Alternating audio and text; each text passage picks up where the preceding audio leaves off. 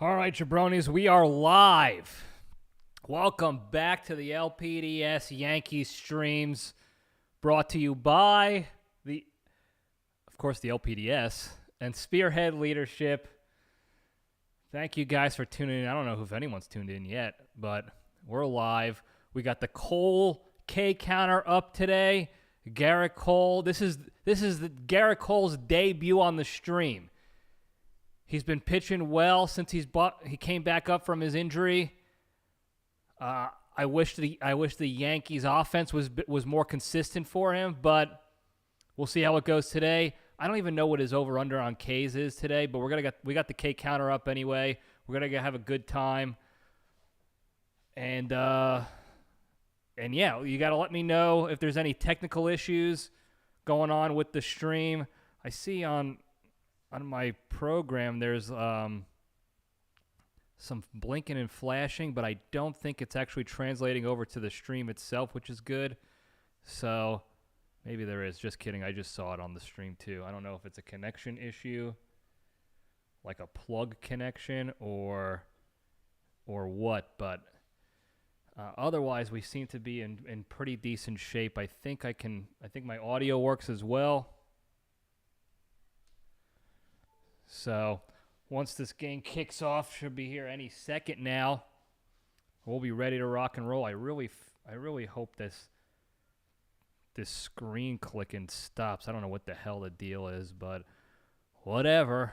That's what we deal with here. One of these days we'll get it figured out, and we'll have a good looking stream here.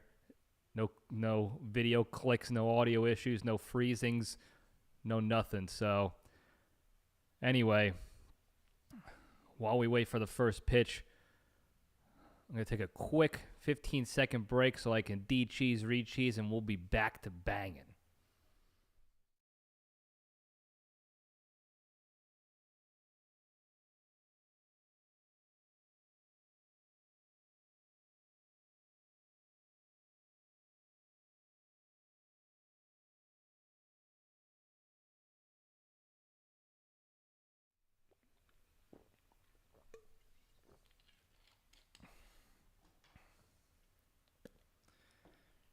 Curious what the delay is going to be today with the connection and the game or what have you.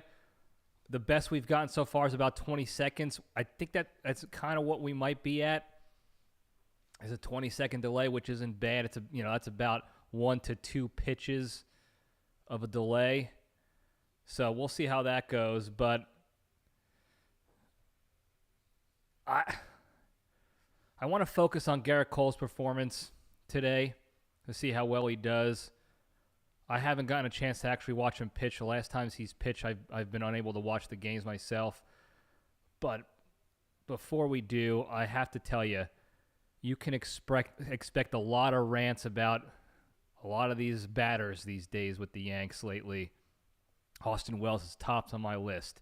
And I want to caveat this in case he comes back and listens to this or somebody clips this or what have you. Austin Wells, I'm going to shit talk you all stream, all season long, basically.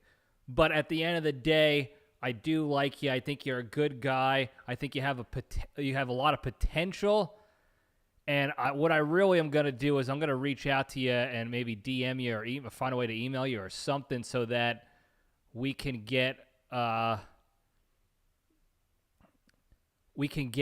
you the help you need. Because you're struggling, you're down bad, and you're not doing anything to fix it, which makes me think there's a mindset situation going on that Spearhead Leadership is well equipped to fix. That's what we specialize in when we get in the trenches with you. Working on people's leadership improvement and helping them with their struggles and their problems. The big thing we do, what makes us and our clients so successful, is that we retrain your brain. We give you the leadership mindset training to visualize success and attack success consistently day in and day out. I think that's what you need. And if that's the case, you got to give me a call, Austin Wells, because we'll fix you real quick, and you'll be hitting almost like Mike Piazza. You'll be so good. So But during the stream, I'm going to be trashing you hardcore in the moment. Hardcore in the moment. Just know it's nothing personal. I do like you, but you're gonna get what's coming to you, so to speak. So anyway, here we go. Cole over under on K's is 5.5. That is a little disrespectful. We'll see how that goes. The Yankees owe the Guardians. They shit the bed yesterday with Cam Schlittler on the bump, and the Guardians pull away with a victory. Who is this? Bonanza? He lines out to Bellinger for out number one. Quick out number one. Not a K, though. We want to get these Ks early for Garrett Cole. You know, they're still going to have a relatively short leash with him, especially Boone and Cashman. So he's got to get these Ks early so we can get over 5. With that, Jose Ramirez comes to the dish.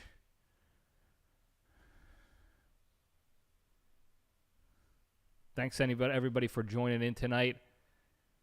I'll try to catch you in the chat as best I could.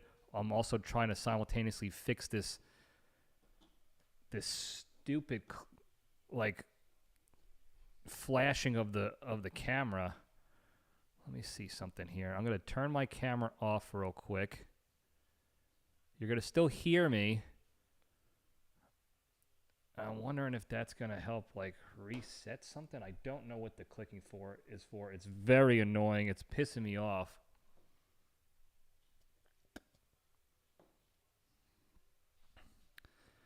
As Jose Ramirez grounds out to Rice for an easy second out. Again, no K. Need some Ks. But we got Laz Diaz behind the dish. He's a controversial umpire, but he is pitcher-friendly, so that's good for Garrett Cole. Anyway, not for the Yankees offense. All right, let's see. Now, of course it didn't work. As soon as I turn the screen back on, I see the clicking and the moving again. I don't know what that is at all. So hopefully it adjusts itself throughout the game. It's not too annoying for everybody. But anyway, we got 2 outs, and somebody DeLauder is up at the dish for the Guardians. He fouls one back, so it's 0-1 now.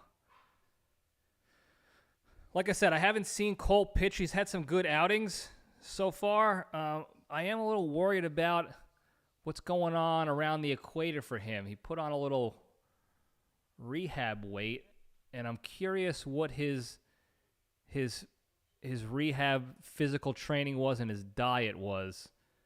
Apparently his arm feels fine, but, you know, it's never good to put on extra weight in the midsection like that. So hopefully that doesn't affect him too much of what his endurance and what have you. As the Lauder flies this to center field, Grisham camps underneath it. So that'll be out number 3. No Ks, no hits, no errors, nobody left. So a nice 1-2-3 inning, easy 1-2-3 for Garrett. That's good for the game for him because that's not a lot of pitches he pitched.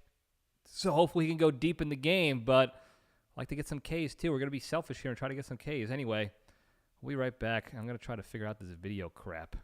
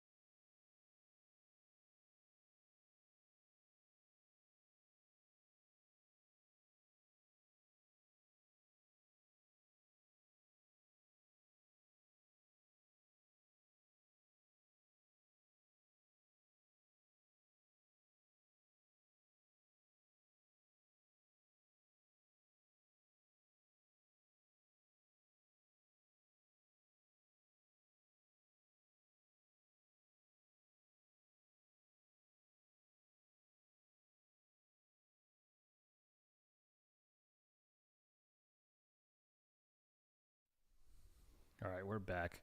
I don't know what's going on with the video. Let me know if you get a seizure from it. Let me know. You're not getting, you can't sue or anything, so I'm not going to give you any money for it.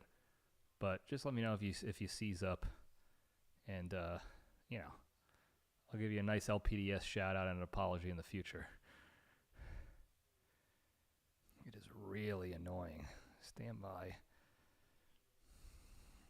As Grisham leads off for the Yanks, he's also struggling at the dish, but I love Grisham, so I'm a little biased towards him. He's batting .209, which is better than what he was batting, which was below 200. I believe there should be a rule, at least for the Yankees. I mean, you're the Yankees, for crying out loud. You should have a higher standard. I know Cashman doesn't because he's a bum, but there should be a rule that if you're batting under 200 by the All-Star break, you get sent down to the minors.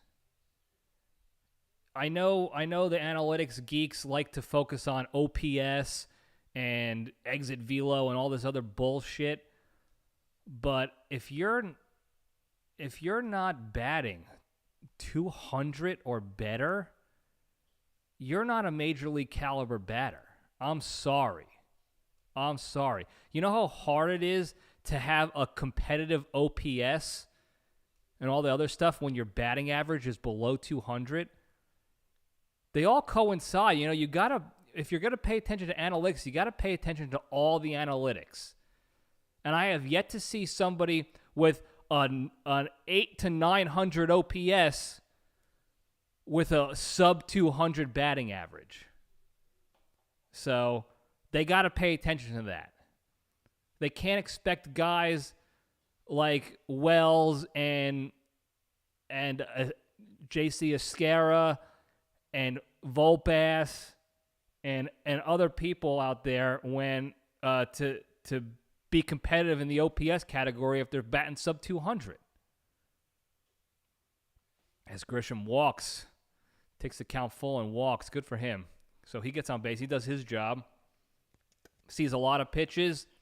Helps Ben Rice out for the next at-bat, and he's on base now. Now we got a potential scoring threat. Tony, thanks for tuning in. Going good this week. Very busy week. Very busy. I almost didn't stream this week because of how busy we are with Spearhead stuff and prepping the house for the Italy trip and getting back from my work trip last week. But I love streaming. And we're not going to be streaming for the next 2 weeks because of my vacation, so I wanted to get it in, but I really enjoy the streaming and connecting, so thanks for asking. Heat's not bad here. It's warm out. It's been raining every day. I got caught in the rain as Ben Rice fouls that one back down the left field line, so it's 1-1 now to Rice. I got caught in the rain running yesterday. It poured rain today. I was trying to get some sun, and it started raining. And, of course, the sun's out now during stream time, but that's okay. But it's toasty down here already. It's definitely summer. Absolutely summer here in Texas. But the rain's okay for the plants, so that's good at least. As Rice takes that slider down and in for ball two. So it's a hitter's count now for Rice, and Rice is just easily the best hitter on the Yanks right now. No question about it. One of the best in the league. And one of the reasons for that is that he doesn't try to do too much at the plate. He's not trying to hit a home run every at-bat.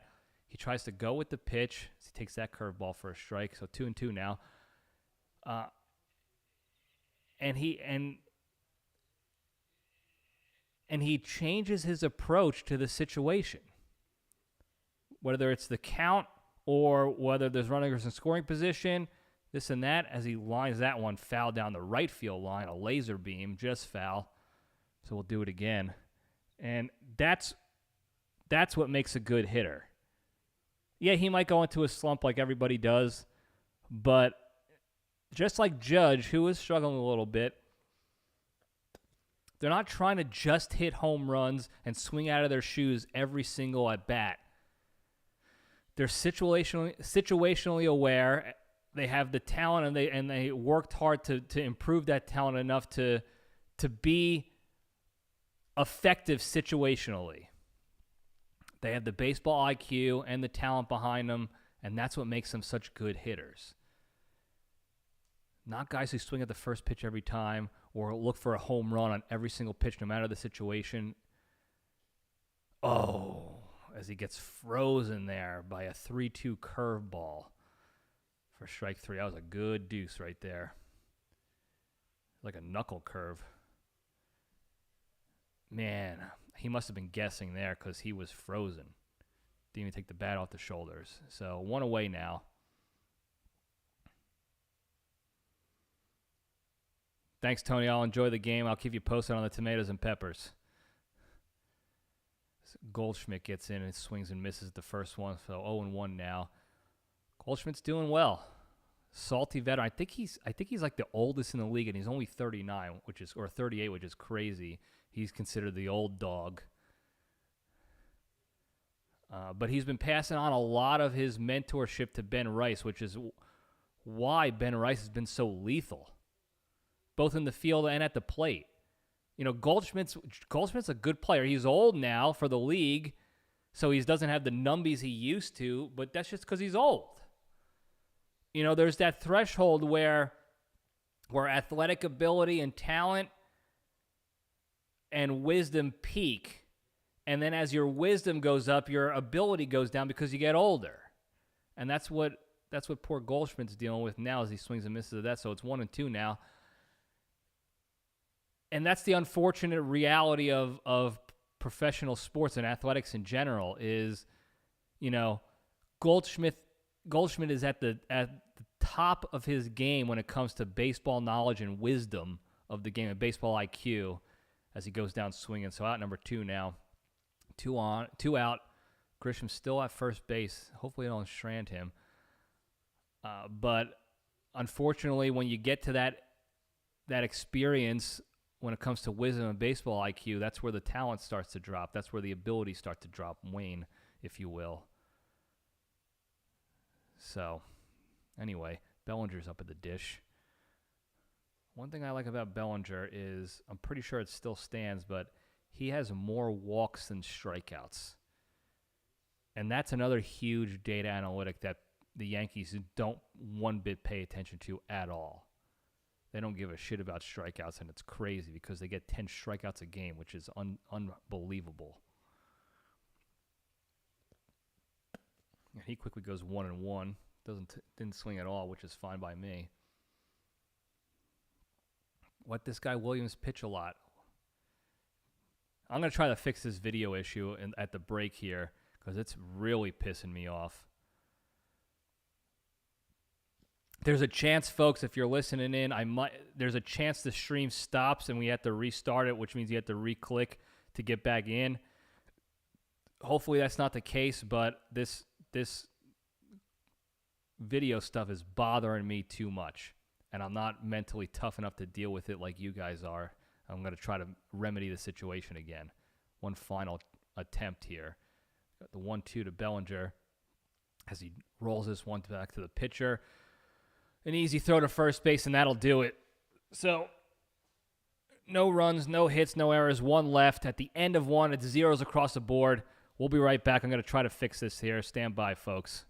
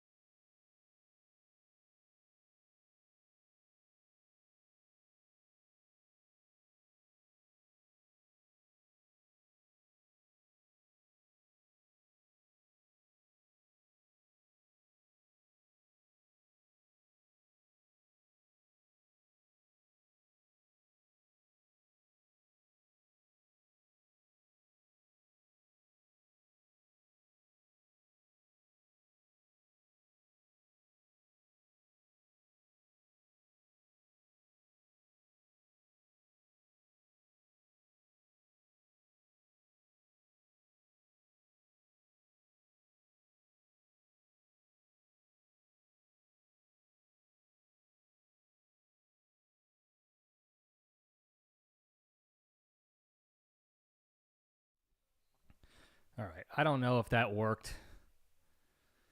We'll find out, though. Probably not. I did a stream stop and an unplug replug. So we'll see. As Cole leads off Manzardo with a curveball for a nice strike, 0-1. Manzardo an Italian? He doesn't look like an Italian. He looks like a red. Like a Gingy. Can't tell. The fastball is low. Decent heat on that fastball, 95. So you like to see that. That his velo is where you want it.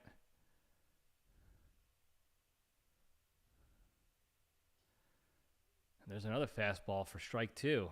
Painting the outside corner there. It's a good pitch. Let's get 1K on the board here. Garrett, what do you say here, Tubbs? 1-2 to Manzardo, the ginger Italian. Takes that high and outside. Ball 2. 2-2 now the count. I see all these guys wearing jewelry. Even Cole is wearing a necklace, and I don't know how they do it. The 2-2 fouls that one back. I'll do it again. I think I talked about this before. I think I accidentally had a necklace on in college, like for one practice. I forgot to take it off, and I immediately remembered that it was on as soon as it started slapping me in the jaw when I was running. Uh-oh. Manzardo lifts that one to deep right field, and that is long gone. Off the sucking dick facing. Curveball low and in. Can't do that to a lefty. Can't do that to a lefty. And it's 1-0 Guardians. Shit. Hey, Mrs. Wetcat. So, it's not what you want to see. Can't throw the low and into a lefty. You got to know better than that. I think it was a mistake pitch. I don't think he wanted that ball to go there. But whatever. Anyway, I don't know how guys wear the jewelry. Jazz Chisholm has that anime necklace on with the giant thing at the end. I don't know how that doesn't slap him in the face. Maybe that's why he stinks. That's why he's so stupid out there, because it's giving him concussions and CTE when he's running. And he doesn't know how to play baseball because of it now. But I think that's the first run Cole has allowed so far this season, as he gets Hoskins to ground out to Volpass, who throws him out at first base. So we got one away. So it's a good bounce back at bat there. Good bounce back at effort by Cole. Yeah, that one went right into the lefty's wheelhouse. Low and in, you drop the bat head, a gravity pitch. That's what that is. Gravity swing. Hit right off the facing of the second dick. Second deck.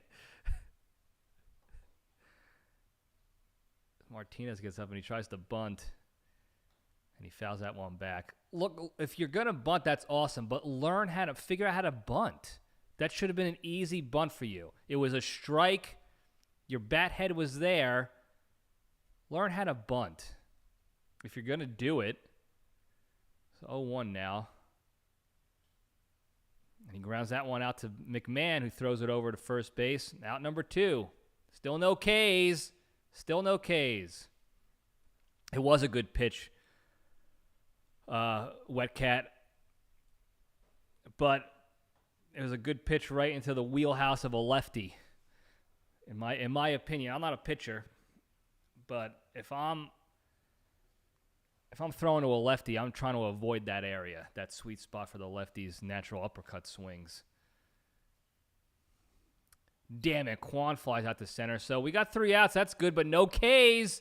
No Ks. After 1.5, 1 run, 1 hit, no errors, nobody left. 1-0 Guardians. Damn it. I think we remedied the flashing of the screen, though, so that's good.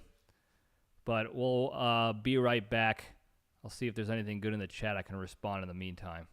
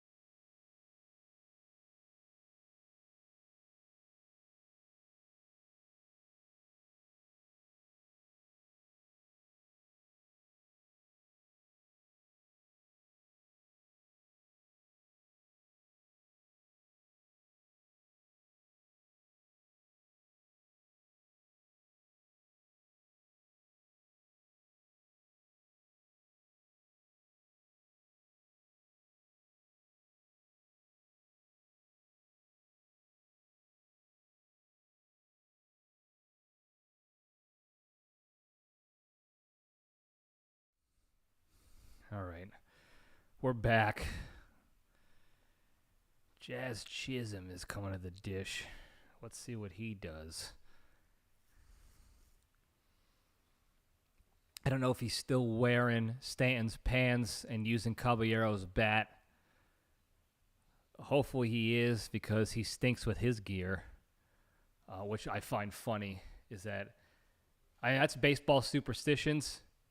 If it works, you stick with it. It's just funny that he had to go to other people's gear to find something that works better for him, because he stinks with his gear. He's batting 240, 239, which I guess is okay for him. It's right exactly where he is. He's a 240 hitter, which will keep him through the All-Star break. That'll keep him up in the bigs. So I guess that's good. He's definitely wearing Stanton's pants again. That was a ball, but don't challenge it. It's 2-1. It's still a hitter's count. Jazz, don't worry about it. Don't waste the challenge now with Laz Diaz. So he swings and misses that high heat. So 2-2 now. Let's see if he adjusts. He's still got to swing for the home run, but this is where you shorten up and you just put the bat on the ball. Fight the good fight. What his barbed wire chain it looks like he's wearing. Leave that up for the birds, Jazz. There you go. It is funny. He's definitely wearing a larger man's pants right now. But if it works, it works. I don't care. And he drills that one. Deep right field. Get out of here. Suck it, dick, for Jazz Chisholm.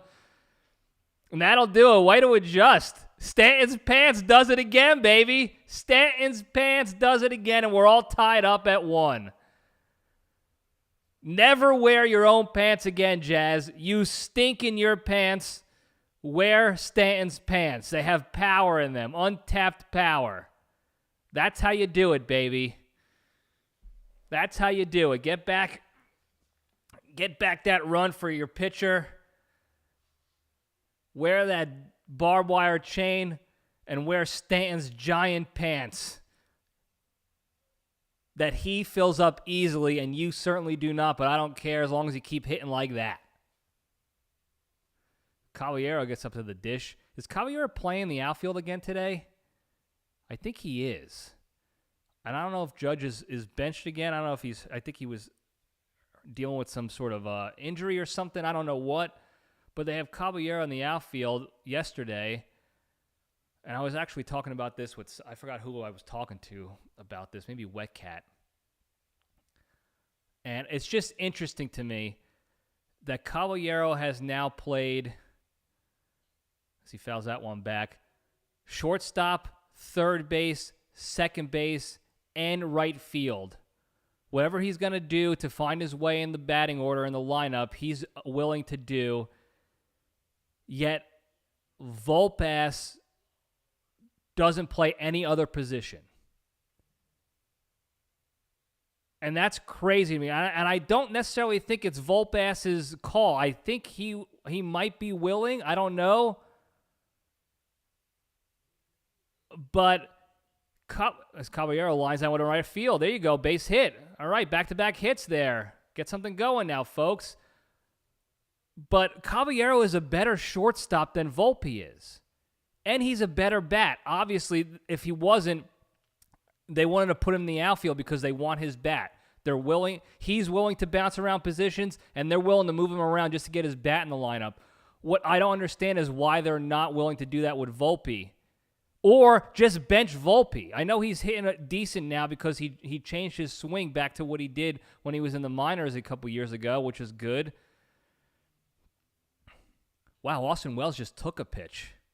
First pitch he took, it was a ball by a long shot. But I'm pleasantly surprised to see it. Oh, that's not Volpe, that's McMahon. That's why. He takes another ball. That gets behind the catcher, so Caballero gets to second base. But yeah, I don't understand why Volpe doesn't move to second base or somewhere else. Third base, they won't move him anywhere. And they're hurting at shortstop because they won't put Caballero there. It doesn't make any sense to me. Anyway, 2-0 to McMahon now. I should have known it wasn't Austin Wells at the dish. He's probably batting ninth because he stinks so bad. So he takes that curveball for a strike. So 2-1 now. Runners in scoring position. And that's what you like to see. What you really like to see is that for McMahon to hit a base hit to get this guy home. Or at least get him over to third. Something. So let's see here. The 2-1 now from Williams. Grounds that up the middle, and Caballero gets caught. He's in a rundown now. But he did a smart play. He knew he got caught. He got in the rundown to get McMahon over to second base, so kind of evens out. It was a rocket to first base, to the pitcher. I think Caballero thought it was going to get through and that the pitcher wasn't going to field it, but he did. So Caballero got himself in a rundown for enough time to get McMahon over to second base. So 1 out, still a runner on second in scoring position. And now Austin Wells is up 8-hole. They got Volpass in the 9-hole. That's crazy. Austin Wells is easily your worst hitter right now. Yeah, Caballero definitely thought that ball was getting through. And that's what you do, when you're on second base. If the ball is hit in front of you, meaning shortstop or third base, because in front of you means you're facing third base, you're running towards third.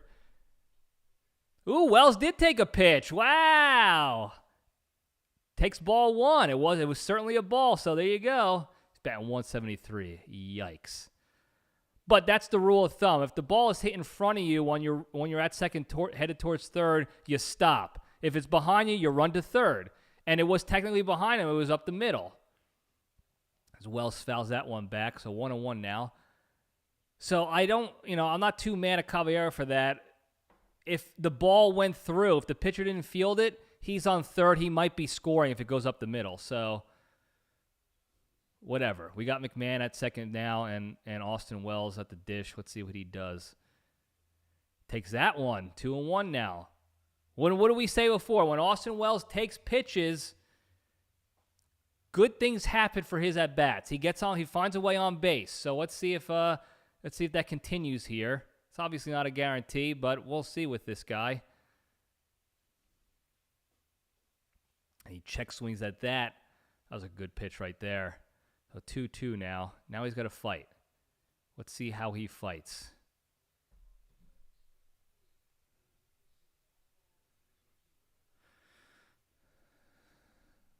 Ooh, I just got confirmation that there will be sticks after the stream. Very excited about that. I don't like these torpedo bats. And for whatever reason, the worst players on the team, hitting-wise, keep using these torpedo bats. Maybe go back. As they try to pick off McMahon at second, and he gets back just in time.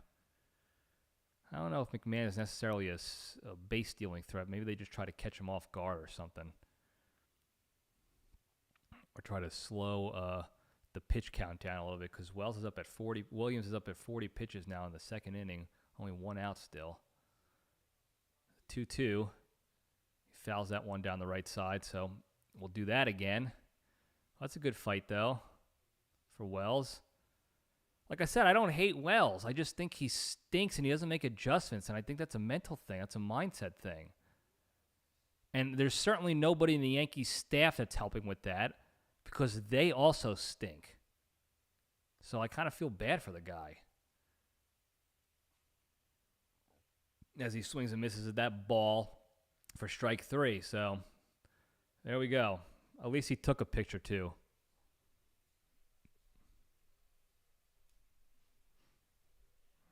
That's exactly right, Creech. Bad things still happen. They just take longer. He just gives us false hope that maybe a not bad thing will happen. And speaking of bad things, Volpass comes to the dish with 2 outs now. He swings and misses at that curveball. And of course he does, because that's like the golden rule. You don't swing at the first pitch curveball unless it's a hanger. But not for guys like Volpass. The 0-1 now. And he swings at that one. That slider didn't even start as a strike, Volpe. I say one half good thing about him, that he changed his swing and he's doing okay, and this is what he does. He dicks us over by sucking ass again. Make up for it right here, 0-2. He checks that one. Foul, so we'll do that again. That's what you got to do. If you're going to swing at shit, at least put the bat on the ball and foul it off and live to fight another day. Torpedo bat again, of course. The worst hitters in the league still use a torpedo bat.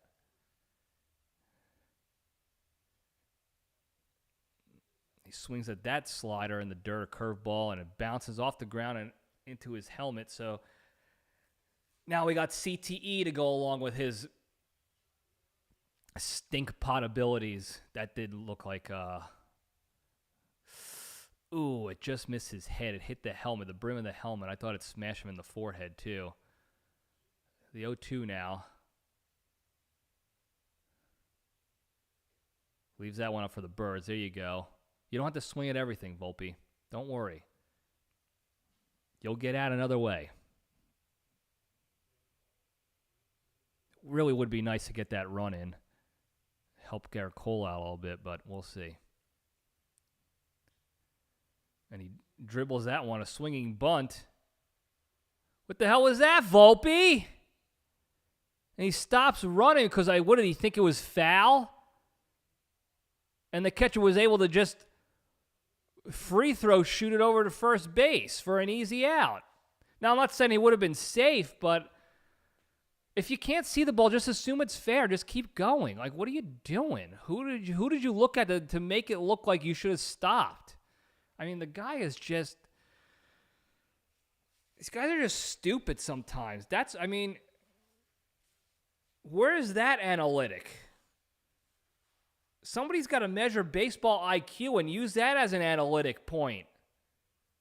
Because you can't have these stupid guys on your team and expect to be competitive in the playoffs. It's unbelievable. Anyway, they got to run back. They left a guy on. Whatever. It's 1-1 now. We'll be right back.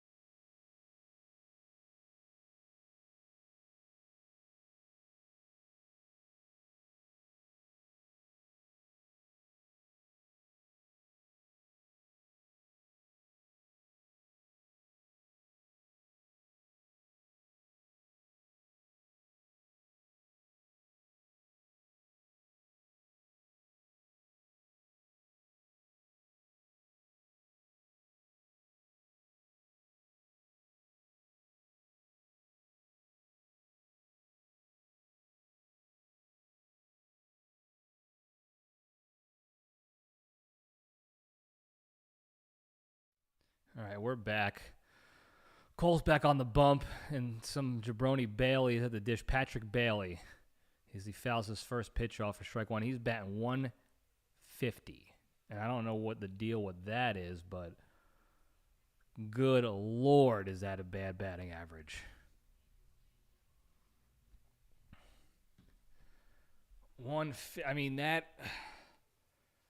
I think I can do that. In fact, I know I could. It wouldn't be the right way, the best way, but I just practice bunting and get a couple of bunt hits as Bailey rolls that one over to first base. Ben Rice fields it, tosses it over to Cole for out number one. So nice play there. Again, no strikeout. So I really don't think we're hitting that over under a 5.5 on the strikeouts, but we'll see. We still have hope. But 150 after 41 games. These guys played in 41 games so far this season, which is basically all the games, I think. I don't know how many they played so far. But you can't bat 200 after 40 games. We're talking, at least 120 at bats. Holy shit, dude. That's unbelievable. More than that. It's probably 4 at bats, realistically, a game. As Rocchio is at the dish, he's got a quick 0-2 count on him. Another probable grease ball. Rocchio, you won't swing and miss or take one down the dick for strike 3. You won't do that. I dare you, you grease ball. So the 0-2 now. Ooh, nice changeup. He did not offer at it, though. I'm surprised. I would have swung. I absolutely would have swung at that, no doubt about it. That's why I'm here and he's there. The 0-2 again, or the 1-2. He fouls that one off. That was a sinker. That's a good pitch combination. Get him with the changeup, and then the sinker has a similar movement on that same pitch, but it comes in obviously much faster. So I'm not mad about that pitch sequence. Maybe reverse it next time, see how that works. Anyway, the 1-2 now. As he swings at that slider, ground ball to Ben Rice. Fielded, tossed to Garrett Cole for out number 2. Deja vu all over again. Still no strikeouts, but that's okay. Oh. I screwed up my back yesterday morning. When I woke up, I went outside. I was pulling some weeds in the garden. I don't know if I bent over poorly or what, but my lower back is cooked. As Bonanza takes strike 1, curveball strike 1. Take that pitch all day, but that was a good pitch. The run actually helped, and moving around actually helps, but if I'm sitting most of the day for work and stuff, and then I try to stand up, I'm in shambles. And I got to get this remedied before next week so that I can carry my bags for our trip. Going to be sitting on a plane for 10, 12 hours, and I got to get this back thing situated ASAP. Anyway, the 1-1 is low and in, so 1-2 now to Bonanza. Bazana. Nice little pencil mustache for that guy. That was weird. That's for him. That's not for the ladies. I don't think any of the ladies like that. That's for him. As he rips that sinker to right center field. Ooh, Grisham tracks it down and makes the play. And that'll do it. No runs, no hits, no errors, nobody left, no Ks, unfortunately. But at the end of 2.5, still tied up, and the Yankees come in the dish. We'll be right back. Oh, actually, the Jewish commercial's on. The Jewish bullying commercial. The one where it's very unrealistic, and this is not what happens in real life ever at all in school. At all. Just take the yellow Post-it off, dude. You don't have to put a blue Post-it that highlights again the problem. 2 and 3 kids get bullied. That's not true. It's probably more like 3 of 5 kids get bullied for any reasons. Not just Jewish. It's your clothes. It's your big schnoz. It's your haircut. It's if you have a lisp, anything. Kids are ruthless at that age. But I'll tell you what they're not doing. They're not putting Post-its on backpacks like that. They're just telling you to your face and berating you with the mental and emotional warfare until you need therapy or you go do something, go postal on the school. That's what bullying is now. It's not you think kids are using Post-its? They can just text you the shit talk.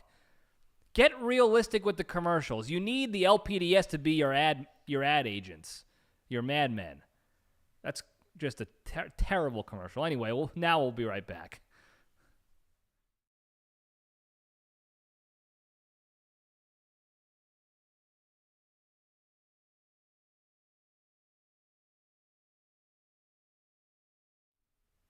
And as soon as they say that, the inning starts.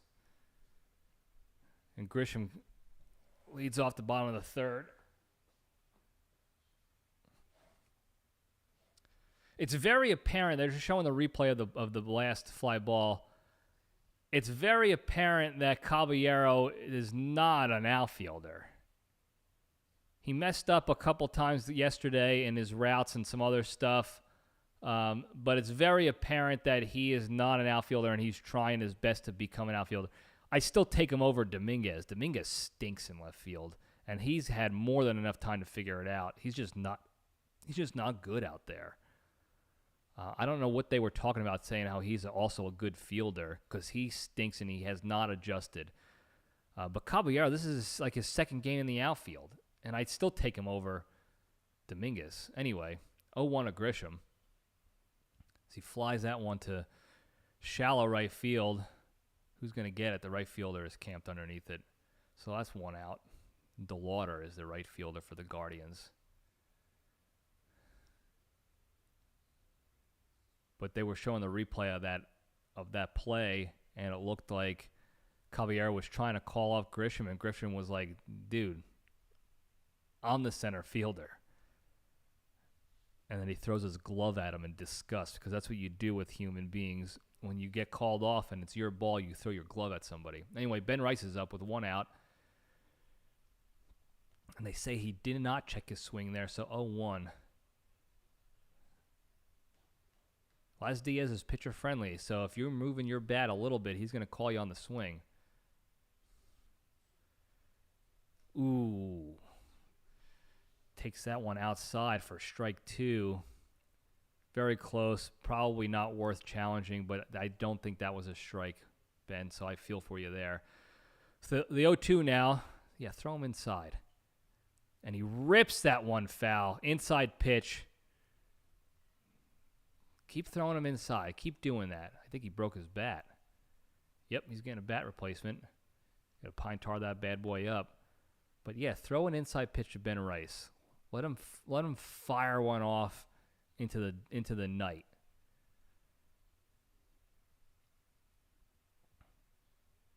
I don't know, when you have guys at the plate that you know can hit certain pitches well, like at least certain locations, like lefties in low and inside. Ben Rice can turn on an inside pitch very well. As the 0-2 comes in, he fouls that one. Did he break another bat? No. And we'll do this one again. Is it an ego thing where you're like, I'm still going to beat him and I'm going to throw it to where he likes it and I'm still going to beat him? Or do you think you're throwing him off guard like he's expecting a different pitcher? Like, there's no way he's going to throw me inside, and you throw him inside. Lead out for the Birds, Ben. Good job. I'm not exactly sure sometimes with these guys. I think sometimes it's the chess match where they're like, he's expecting low and away, so I'm going to throw him up and in, even though he hits the inside pitches. Oh, and Ben Rice takes another curveball for strike 3. That's 2 Ks for him now, looking at curveballs, and he definitely seems like he's guessing on these 2 strike pitches there, because he could have smashed that to the opposite field, and he didn't even put an attempt on it. So I think he just guessed wrong, and you don't want to go guessing up there like that. Anyway, Goldschmidt's at the dish, and he swings and misses at the curveball 0-1. So if you're a pitcher and you have insight, if I don't know if Creatures is still on and Wetcat's on, and a guy's got a hot zone in the strike zone, and you still choose to throw that way, is that because you're trying to catch him off guard, or you think you can overpower him, or what is it? Here's the thing. Pitchers succeed statistically more so than the batters do. Obviously, that's why if you bat 300, you're a Hall of Fame caliber, and you're failing 70% of the time, because it's hard to hit. Certainly hard to hit these pitchers. So maybe that's what it is. It's like, I'm a good pitcher, and I know you got a hot zone here, but I'm a better pitcher than you are a hitter. So I'm gonna still try to blow by you in your hot zone. Goldschmidt takes that one up, so it's 3-2 now. Full count ski to the Goldie. But I'm curious what a pitcher's insight is on all that. Speaking of pitchers, the Bone Crusher signs on too. Welcome, Bone Crusher.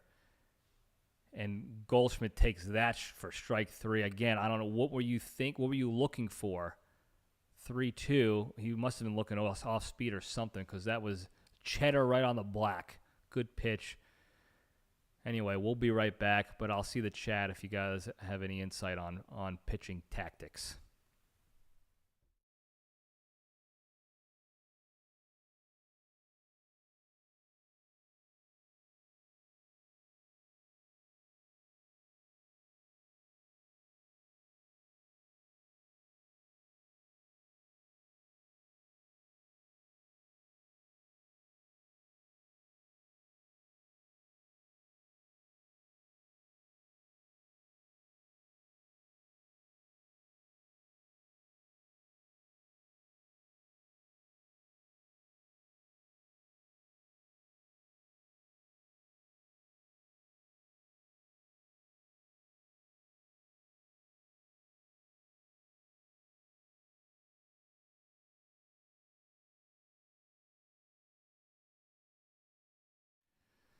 I'm going to try something here. Welcome back, by the way. I see this thing.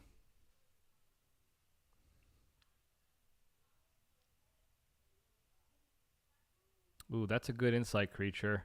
Especially in college when we didn't have the iPads to check stats and see what batters were good at. You pitch to your strengths and not necessarily their. I like that's smart. Not necessarily their weaknesses. That makes a lot more sense to me now. So thank you for that.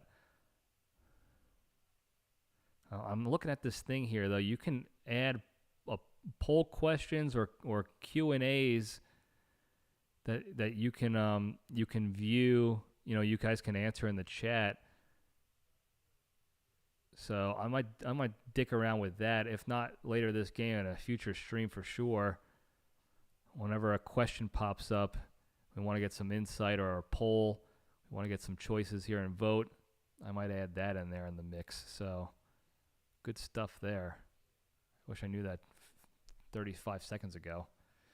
But Jose Ramirez gets up at the dish, and he quickly goes 0-1 to Cole. 4th inning now. Cole's only got 32 pitches thrown, which is good. Except for that pitch right there. That's a laser beam to right field off the wall. Caballero picks it up and tosses it over to second base. So Ramirez gets a long single. And Volpe tries to backpick him. He just gets back, Ramirez does. But Jose Ramirez is a good batter. And Cole kind of left that changeup up in the zone. And he cranked it to right field. I don't think any right fielder is getting that ball. So I don't think that was Caballero misplaying it. I think he just got a good hit. He just stroked the ball over his head. But he got it back quickly, and that held him to a single, which is good. So now DeLauder's up, who flew out in the first inning. We got a runner on first, nobody out. I'd like to see a double play here. What I'd really like to see is 3 strikeouts. That would be nice. So he takes that pitch for strike 2. Nice low changeup there.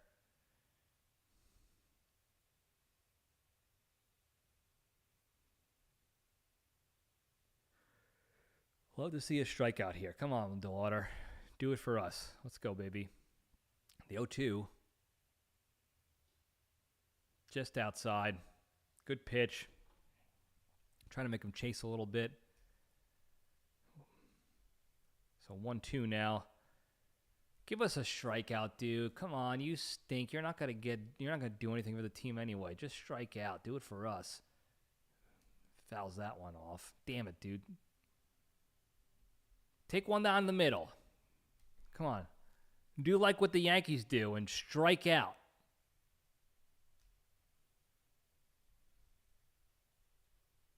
The Yanks have like 5 or 6 strikeouts already. It's unbelievable. 4 innings. Give me a break. 1-2. There's strike 3. Ooh, Laz was going to call out a ball. Thank God Austin Wells is challenging it. That's strike 3 on the black. That's a beautiful pitch. Oh, yeah. See you later. Thank you, DeLauder. Don't swing at it. That's what we needed. We just needed one strikeout. Let's go. Now the floodgates are open, baby. And that's a little K because he struck out looking, and I can't do the backwards Ks. Oh, yeah, that's a strike. Wells, maybe if you knew how to actually frame the ball instead of that stupid stabby that everybody does, you stab and go up, would have been an easier call for Laz Diaz. He's pitcher friendly and you blew it. God damn it, what a fucking terrible throw. So Jose Ramirez steals second. Austin Wells can't throw a guy out. That's what he does. He sails it to second baseman where the second baseman is playing his position and not to second base. Look at that ball. You're a major league catcher, and you can't throw a straight ball. He hit him right in his fat ass. He hit Ramirez right in the ass as he was sliding. You think Volpe's going to get to that throw in time? God, Wells is not good, man. He's just not good. He is absolute liability at a critical position. Absolute liability. So the double play is now gone. They got a runner in scoring position. And the ginger Italian, Manzardo, is up at the dish now. So let's see what he does. Ooh, good. He flied one out to Volpass. Is he going to call him off? Yep, Volpass calls off Chisholm. So 2 outs now, thankfully. Runner still in scoring position, but we got 2 outs now. Nice, fat, juicy strikeout would be swell here against this Hoskins fella. But, man, that shit does chat my ass. You know, they give catchers leeway at the plate because they know, like, oh, you know, it's tough to find a really good hitting catcher, but if they can catch, we'll keep him around. He can't even do that. He can't throw anybody out. He can't block pitches. He tries to pick everything because he's on his knees all the time. Like, I mean, I know he's not lazy. That's the thing. That's the reason why I don't hate him like I did that fat loser Gary Sanchez as Hoskins just rips one deep left field. No doubt about that one. Damn it.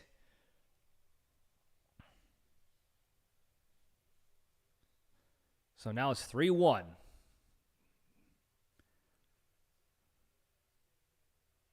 And Cole, let me tell you something. Cole does that. He gives up home runs.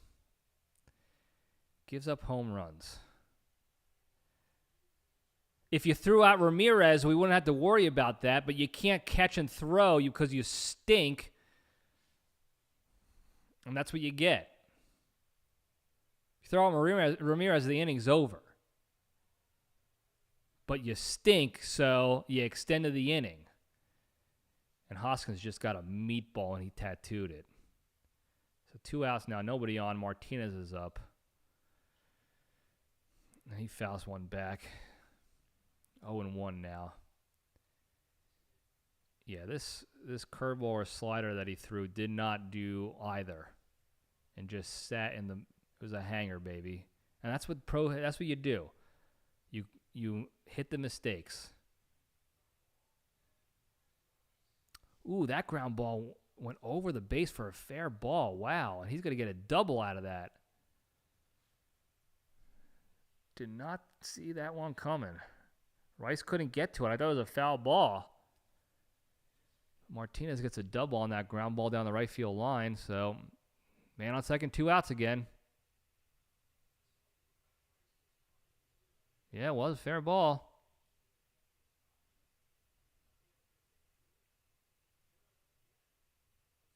He just got in under Caballero's throw to second base.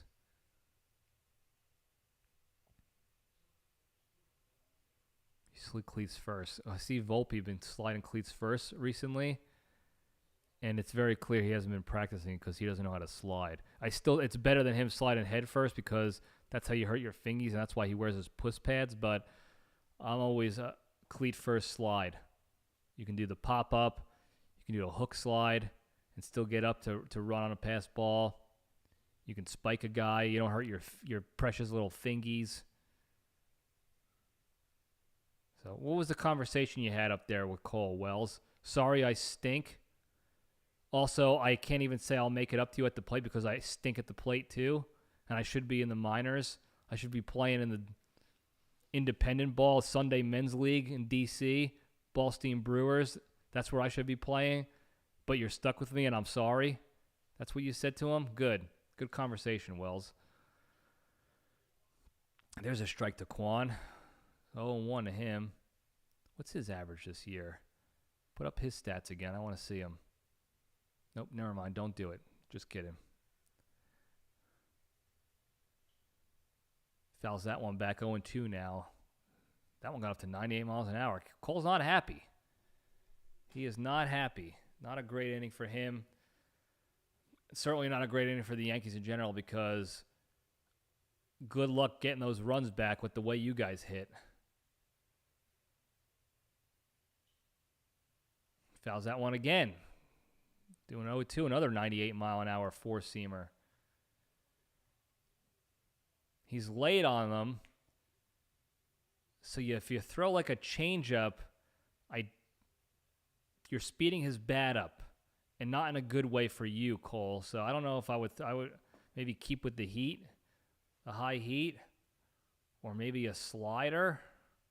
If you can get it to slide and not hang it.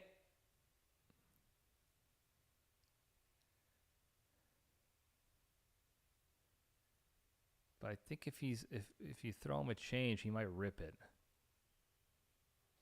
There's a slider, knuckle curve, misses outside. Okay, that's a good idea with that pitch, but you just miss the location there, or you try to get him to chase one or the other. But he did not chase. He's sitting fastball, and that's what you do. You sit fast, you adjust to the off speed. No guessing involved. Another fastball, and he flies that one to Bellinger, so that'll do it. So the Guardians score 2 on that home run, on that meatball, and they leave a runner on. It's 3-1 now, Guardians. We'll be right back.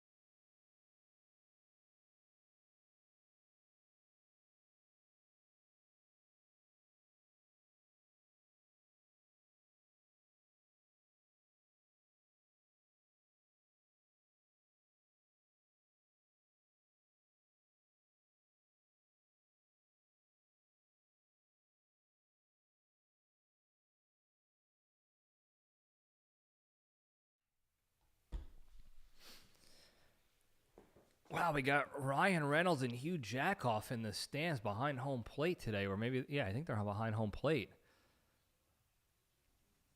I wonder if they're planning another Wolverine Deadpool movie together, or some sort of strange dance-off, because that's what Hugh loves to dance, that guy. Big dance guy.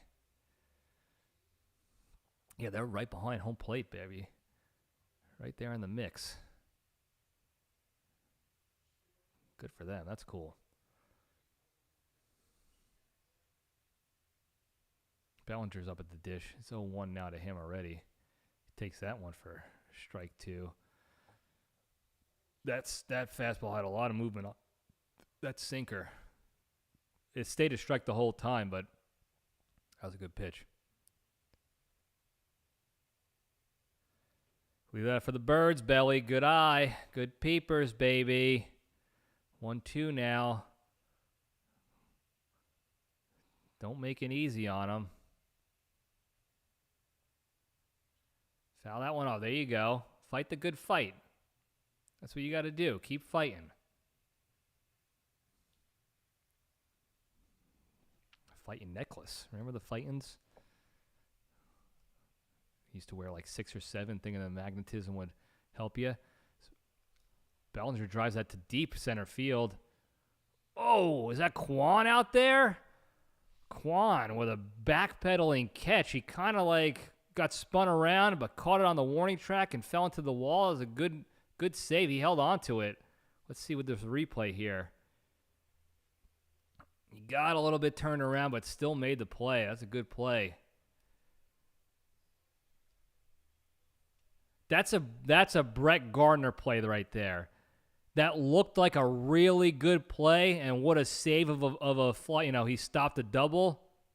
As Chisholm gets up, he takes ball 1. Leave it up for the birds, Chisholm. Good job. But in reality, he overran it and had to turn back around to catch it.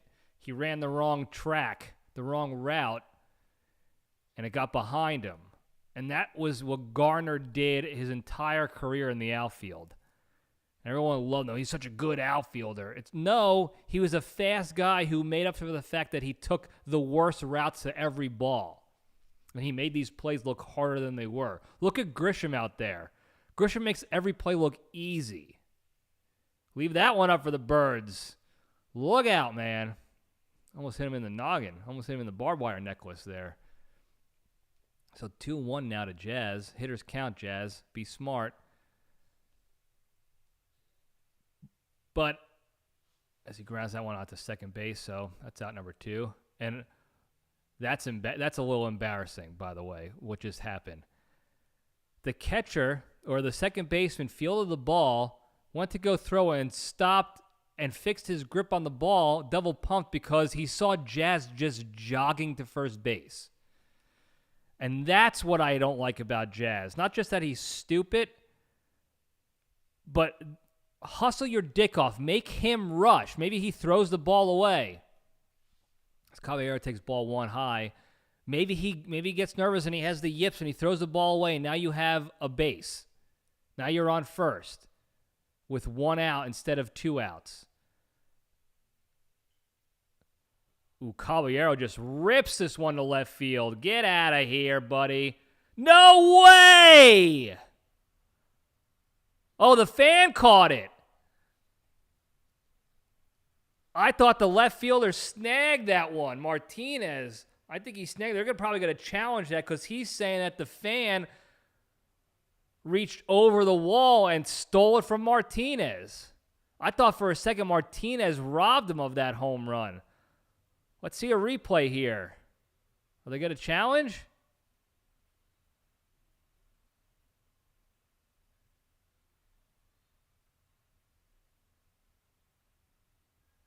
It's tough. I don't think he would have caught it. He might have caught it. The guy definitely reached over. Can they challenge that? Are they challenging it? They are challenged. They are going to challenge it. Damn, I think Martinez might have had a chance at that if that rat-nested haired Yankees fan didn't lean over and catch it. He's wearing a first baseman's glove in the outfield in the stands. That's a tough look, dude. And you might have caused an out here. Let's see.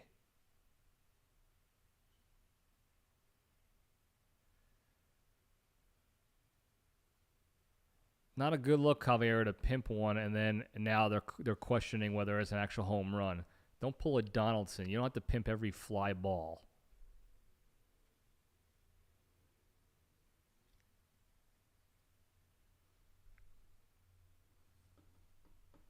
All right, they counted it. It's a home run ski. There we go. So McMahon's up to the dish. He takes strike 1, but we got a 3-2 ball game now.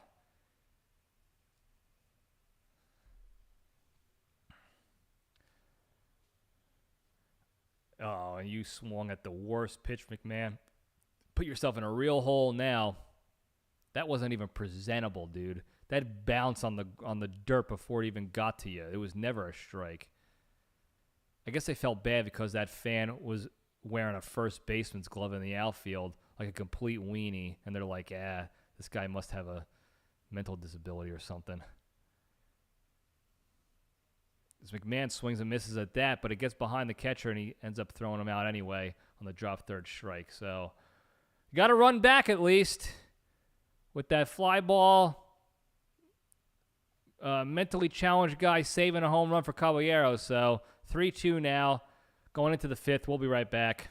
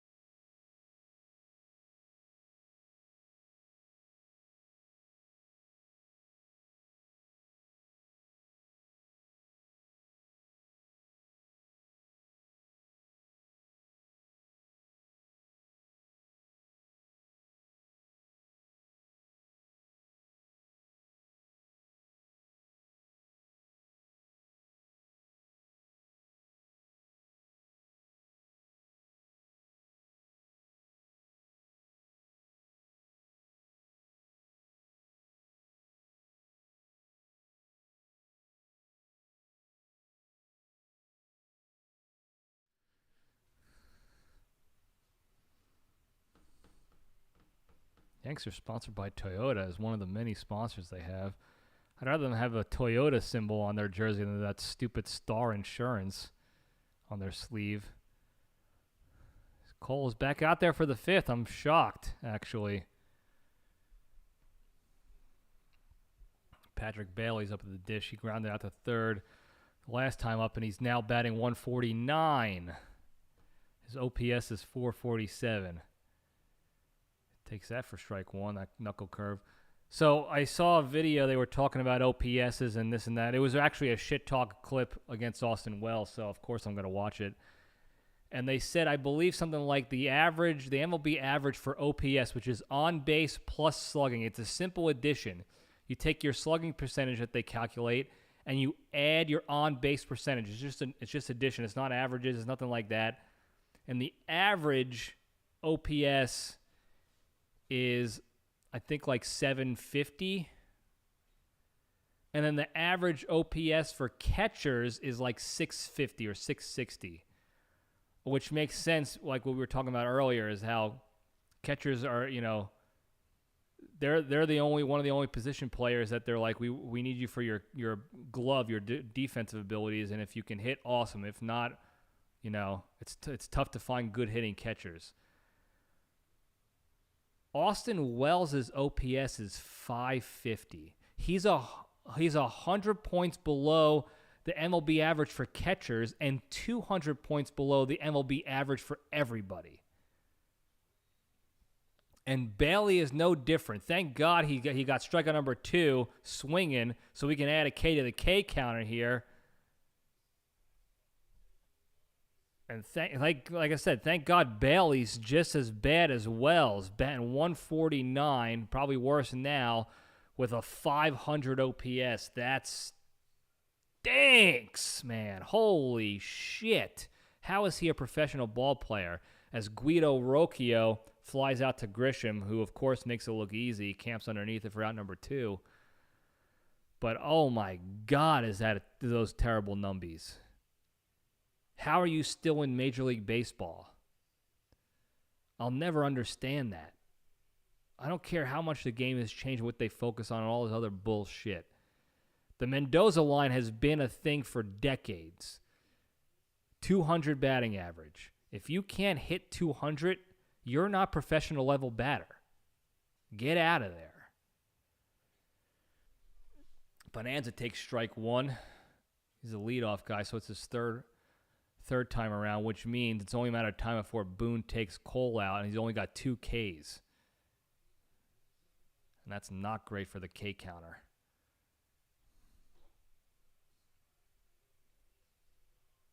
He's only got 60 pitches, though, 59 pitches, which is good.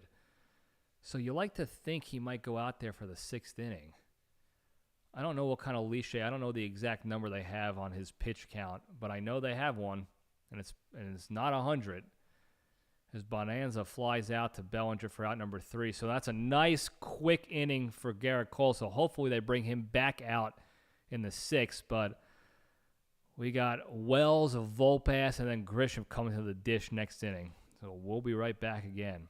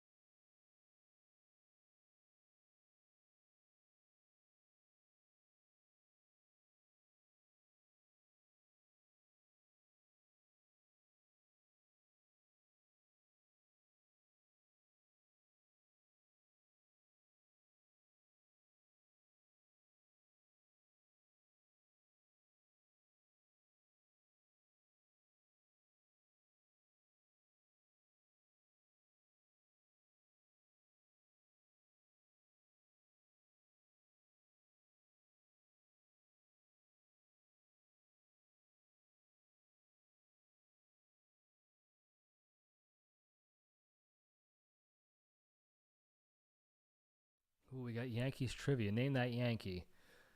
Oh, I'm never going to get this. He played for the Indians from 42 to 46 and the Yankees from 47 to 54. Pitcher, 3.3 RA, 137 complete games, 182 wins, 107 losses. There's no chance I get that. Don Larson, I don't think he pitched for the Indians. I don't think he was that old. Who knows? Could have been anybody. It's a 7 level for the trivia, which is higher up. I think it goes to 10 as the hardest one. And so this is a 7. No chance I'm getting that one. I don't think it was Don Larson because he pitched later in the 60s. So this guy played during the Babe Ruth, Lou Gehrig era to start off. No chance I'm getting this. I guarantee I never even heard of the guy's name. It's probably something like Bump Bailey or something like that. So Austin Wells is 0-2 quickly. Shocker. Fouls that one off, so we'll do that again. Thank God I was paying attention to the name that Yankee trivia and not looking at this at bat because I guarantee he swung at the first pitch. Man, is he bad. Real bad. Yeah, keep using the torpedo bat, Wells. Keep using the torpedo bat. Ooh, he fouled it off. He got a piece of it. Shocker.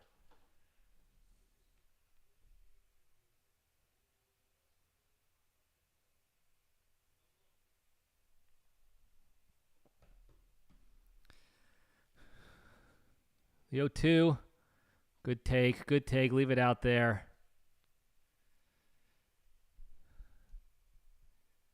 Get a double so that Volpe doesn't hit into a double play. But get on base, dude.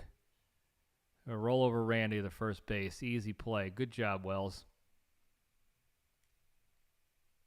Just take the automatic out. Just tell them, like, hey, 3 strikes. I'm good. Don't even put your helmet on, dude. I mean, you're an automatic out. At least McMahon is streaky. At least that guy will go 40 at-bats in a row as an automatic out, and then he'll bat 600 for the next month. You just stink all the time. Volpe swings at the first pitch. Fouled off, strike 1. And Volpe is the typical guy that he's just going to follow along his peers. Oh, Austin Wells, a guy in front of me, stinks, so I'll also stink, make him feel better.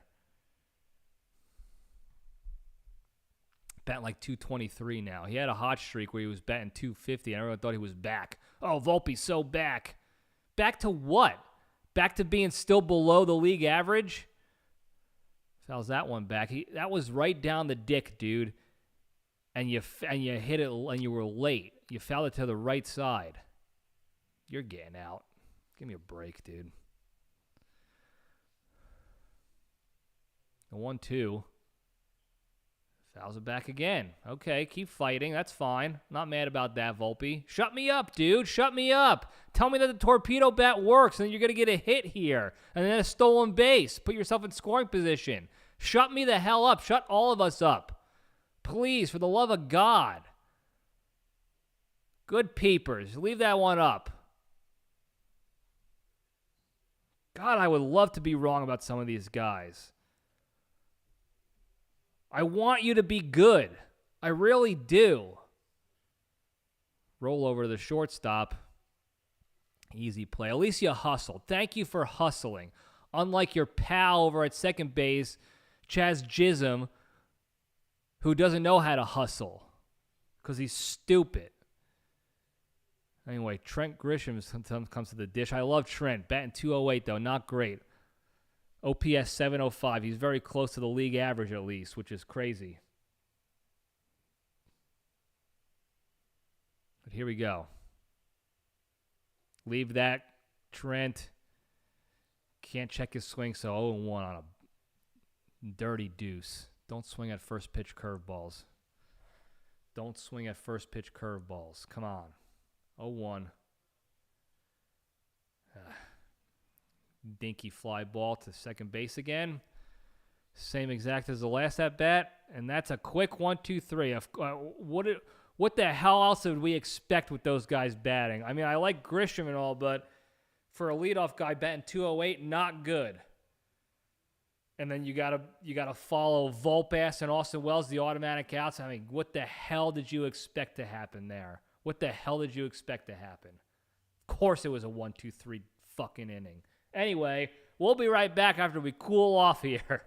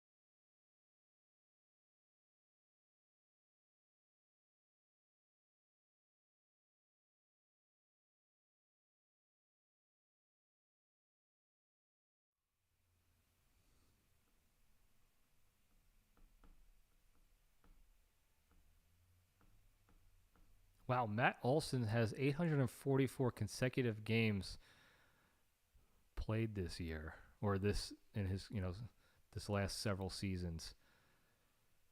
I didn't think anyone will play a full season anymore, let alone multiple seasons in a row. I thought Lou Gehrig's and or Cal Ripken's record would be completely untouchable. I still think it is untouchable, but I'm shocked that Matt Olson and the Braves has 844 consecutive games. Good for him. You never see that anymore. You never see guys playing full seasons. Everyone's too weak, mentally or physically. Anyway, Cole's back out there. There we go. 0-1 now to Ramirez. Get this dude out. Fouls it off. There you go, 0-2. Strike him out. Surprise us. Mix in a strikeout here, Cole. He's been low on strikeouts this year. Obviously, he hasn't pitched a lot this year. So he's still trying to get his wits about him for the season.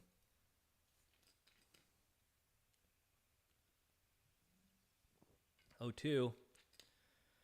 Good slider in the dirt, but he did not chase. He almost did. It was a good slider.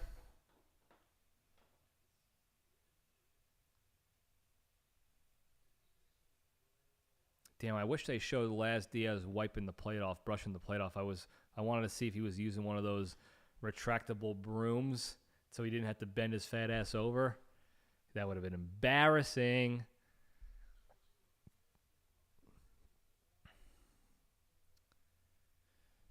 So 2-2 now on that pitch way outside. Again, he didn't chase. Ooh, he rips that one foul. Is it foul? Is it foul?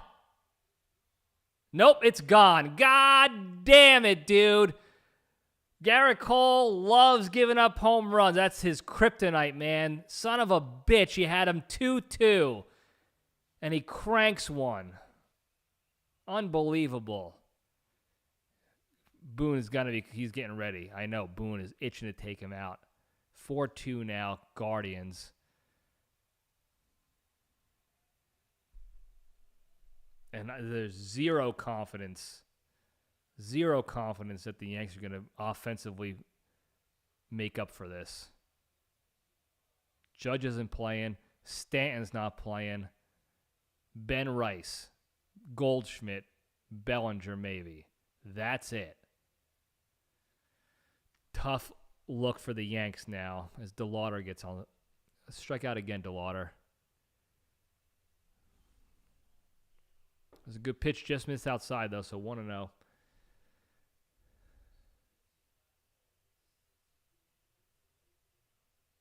He just turned on that fastball. It's good at bat. DeLauder swings and fouls that one back, so it's 1-1 now. Yeah, he got the barrel out in front of that one.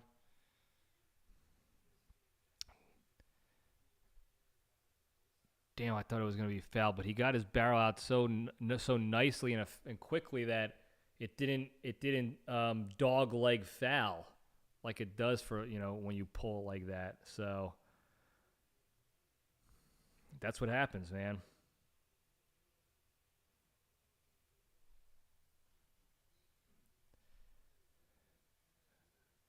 Boone's ready to pull him. Now this is when Boone goes to the stat sheets.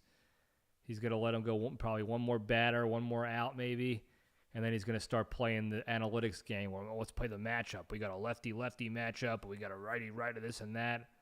And he starts mismanaging his bullpen because he knows that his offense can't be trusted to make up 2 runs. 3-2 now to DeLauder. Come on, strike him out, or I'll take any out. Just get an out, please. Please get us an out here. 3-2, let's go. DeLauder hits this one to deep center field. Grisham tracks it back, and he'll make the play. There you go, 1 out. That's what you want. That's what you want. See, Grisham made that look way easy. That was very similar to the hit that Quan caught. Oh, what was that, off of Bellinger or whatever? And Quan made it look like it was the play of the year. It's just a bad route. Speaking of bad routes, here's the Ginger Manzardo, Ginger Italian. He swings and misses at that first pitch. That was his wheelhouse pitch, too. Low and in on a fastball. But Cole smoked it by him. Good pitch.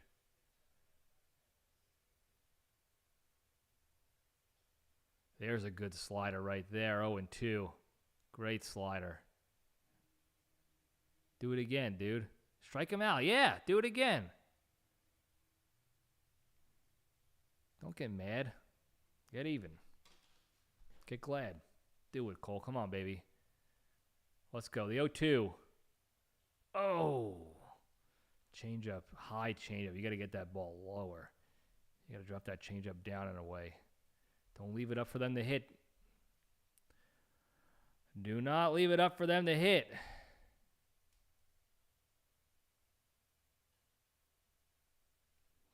Changeup is fouled down the left field line and just out of play. It wasn't just out of play. It was about 10 rows deep.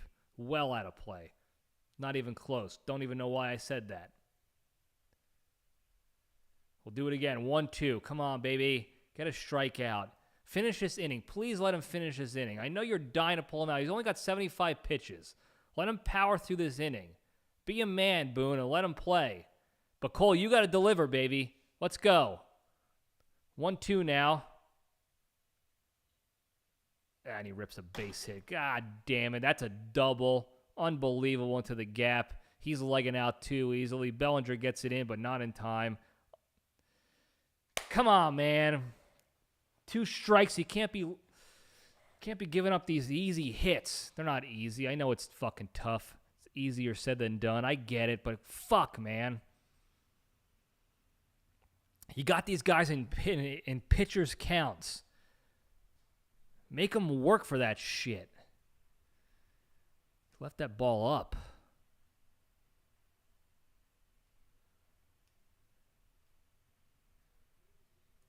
Yeah, Cruz getting ready now in the bullpen.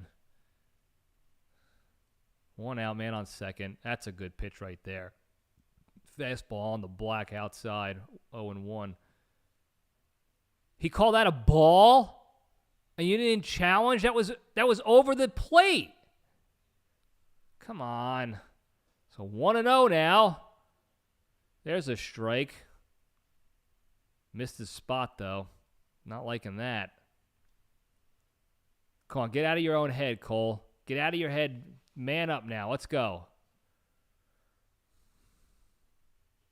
That's a strike. There you go. Challenge. Thank you, Austin Wells. Challenge that pitch. That's 2 strikes in the at-bat. This should have been a strikeout. That's 3 strikes he threw. Yeah, damn right it's a strike. You don't need technology to tell you that. That's a fucking strike, baby. That's strike 3 right there. Should have challenged the first one, but whatever. Anyway, 1-2 now. Come on, Cole. Sack up, baby. Nope, outside. Almost all packed, Evo Betts. Welcome to the program. I was just about to ask, where the hell is Evo Betts, the shit talk? And cheating hangman. Welcome to the show. Thanks for being here. I am not fully packed yet, but my suitcase is out and it's loading up. We are getting loaded and ready to rock and roll. I got a couple pairs of shorts that I got off the internets. I'm debating if I need to get some more shirts. I don't think so, but I might. I might get more shirts real quick, like a quick online, just cheap shirts that look nice. I don't know. I don't know if we'll have time, but I think I'm good in the shirts department. Certainly got enough guinea tees to absorb the sweat when we're getting our steps in. Anyway, a 3-2 now. Come on, Cole. Sack up, baby. Fouls that one away. This should have been a 3-pitch strikeout. That's what pisses me off. I mean, it was tough to challenge the first pitch. I get it. First pitch, you don't want to challenge the first pitch of an at-bat, but shit, man. We're on pitch number 6, and it could have been pitch number 3.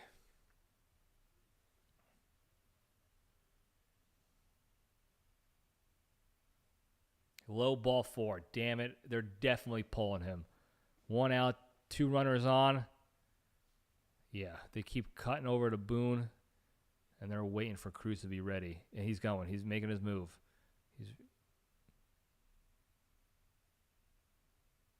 Yep, it's over. Damn it.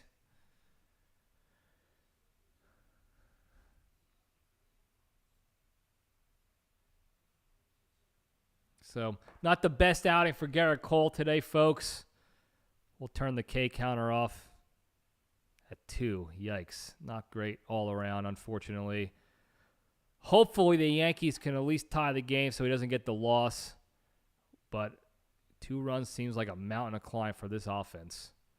So we'll be right back.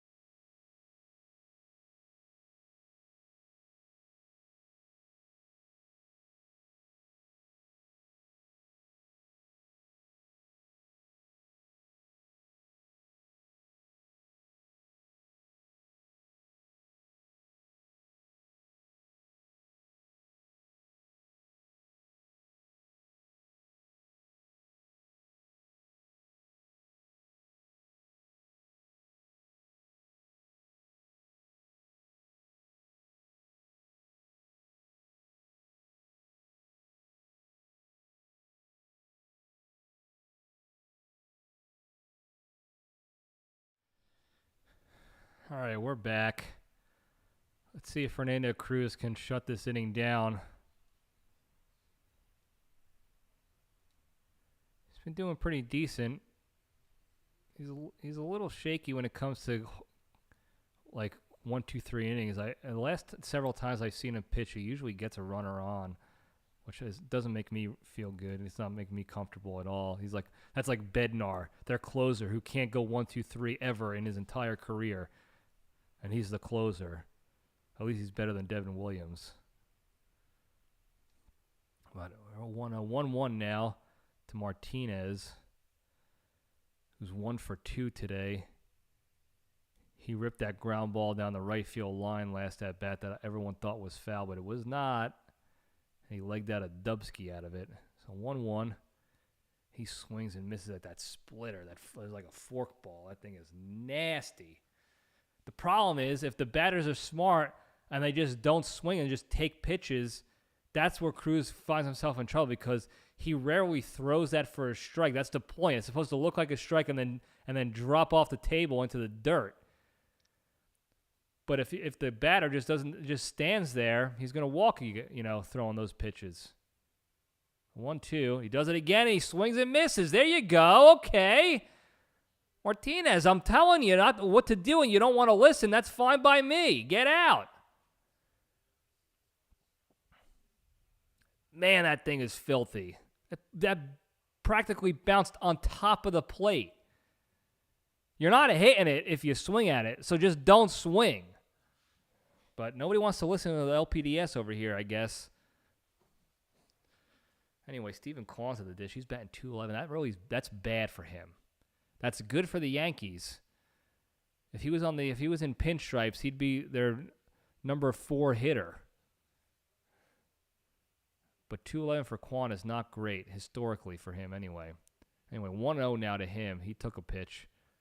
2 outs, run on first and second. He takes ball 2 outside on the fastball. Kwan's listening to the LPD. He's listening to the stream in the background, no doubt about it. He knows he's just going to take pitches. Watch what happens if he doesn't swing at all. He will walk. Ooh, takes that one down the middle for strike 1. I think he's just going to take pitches. Let's see if he swings. Let's see. I bet you he won't swing till 2 strikes. Let's find out. 2-1 now. 3-1. Low and away on that one. He's not going to swing. I'm telling you, that's how he's going to get on. You just don't swing, and Cruz can't strike you out. He doesn't throw enough strikes each at bat. That's not what he does. He gets you to chase. Easy Cruz on that pickoff.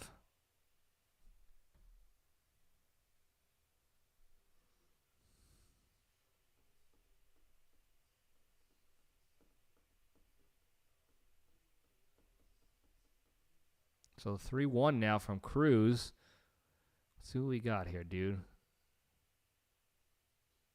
There's a strike. Quan is definitely looking for the walk here. Or he's got the yips. He's so in his head this season. That's why he's batting so bad that he doesn't even swing anymore. Old Quan would have swung at that. Who knows? I don't know. Full count now. 2 outs. The runners are probably going to go. And Quan swings and flies up to Grisham. Oh, he made the play. Thank God. Thank God. So that'll do it. So no runs, couple of hits, 2 left on, 4-2 Indians, Guardians, whatever the hell their name is. Yanks coming up to the dish in the bottom of the 6th inning. Maybe they can make up these runs. In the meantime, I'll hang out here. I'll hydrate. Actually, I'll de-cheese, re-cheese. I'm curious to Evo Betts. I'm curious to see, find out about your meal that you had tonight. Was that your dinner? Was that a snack that you had there? The cornflakes and Pedialyte? Are you sick? What can you give us a little bit more insight into that meal? Now, I'm not dogging on it. I want to say that right off the bat. I love cornflakes. And I've used to crush Pedialyte all the time, especially in college when we were, in the Florida heat and running and stuff all the time. We would hydrate with Pedialyte, get those electrolytes in you. But I'm curious what you went with. Did you go Pedialyte in the cereal? Did you go milk and cereal and then the Pedialyte, shooter on the side? Like, walk us through that a little bit. I'm always open to learn about a new delicious, meal to mix into the routine here.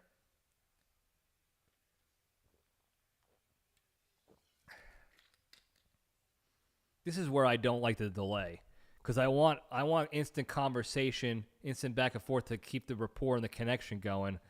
But I understand that the delays can't, it doesn't always work that way.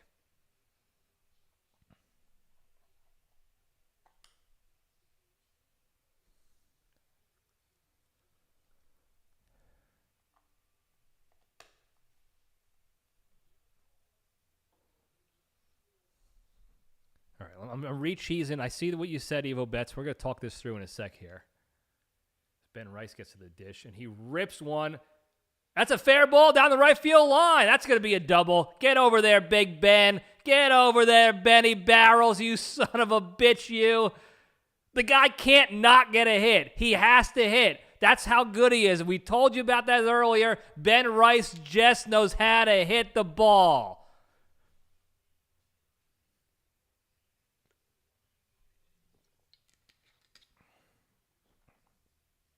Keep throwing those inside pitches to Benny Barrels, baby. Uncle Ben does it again.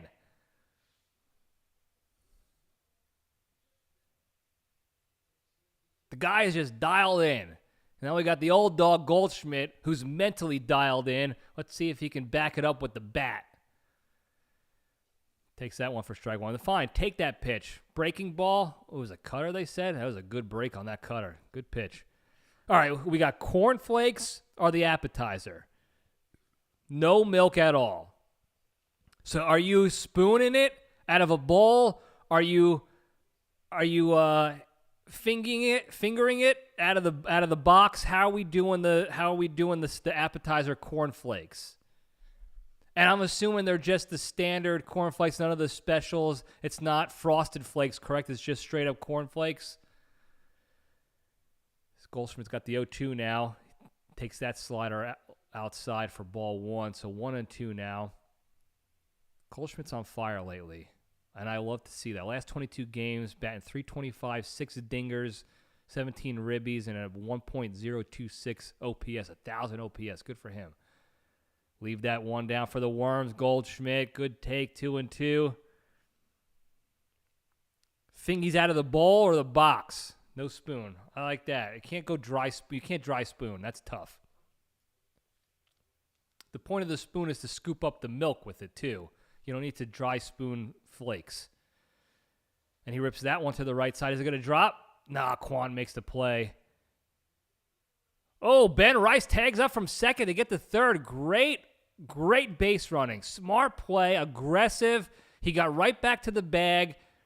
He timed it perfectly. Quan had a motor over to get that ball, and his momentum was taking him the opposite way, so he had to turn to throw, and he doesn't have the arm to get Ben Rice. So now we got 90 feet with a run here. One out. Not bad, Goldschmidt. You took the ball to the right side where you wanted it to go. Good for you. Outside pitch, you take it to the right side. And now Bellinger's up. Are they gonna change pitchers here? Is this the head coach of the Indians, the Guardians? Looks like it. And they're going matchup now, I guess. Lefty on lefty. Yep, they're doing analytics matchup stuff. So Bellinger's in the dugout. He's got the iPad open. He's checking out what this guy's got to offer. We'll see what we got here. Just a base hit or fly ball. That'll do it.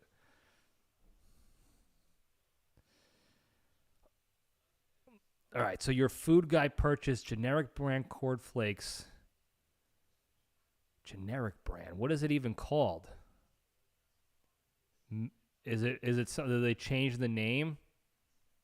Maize Crisps? What is it actually called? Or sometimes the generic will have their own brand, like Dancing Bear or whatever it is. Actually, I believe Dancing Bear is the name of a porno company. But hopefully it's not Dancing Bear.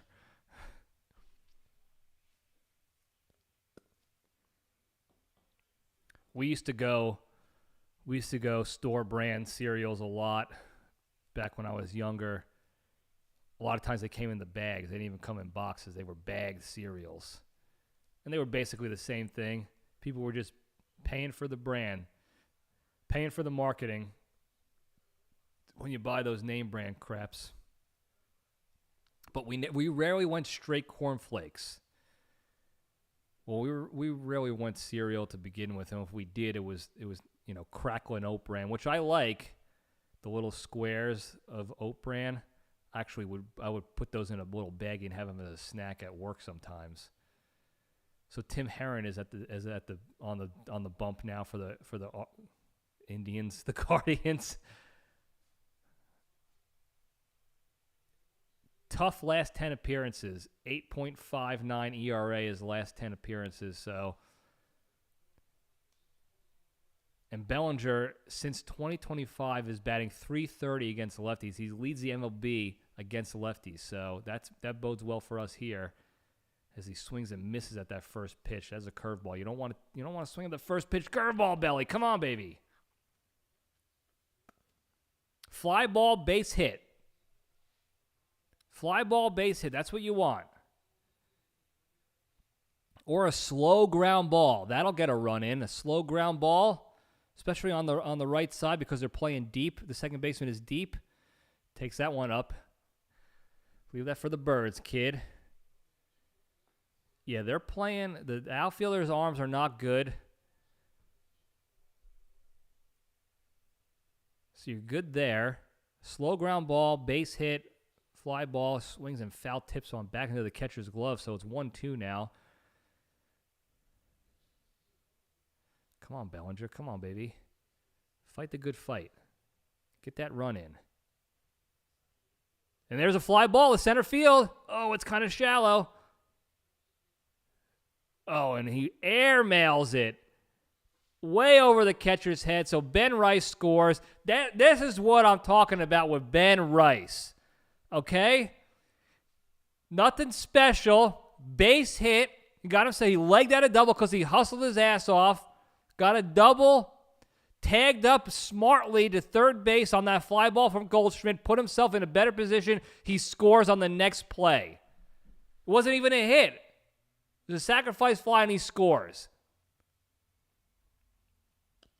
That's baseball, baby. It's not glamorous. It's not what everyone wants, these 500-foot home runs and the exit velo, but it got a run in. That's how you do it right there. That's good baseball. That's good baseball. Go high-five Bellinger, too, for putting the ball in the air, putting it in play. That's what you want to see right there as Jazz Chisholm swings for the fences on that one, so it's 1-1 now to Jazzy Boy.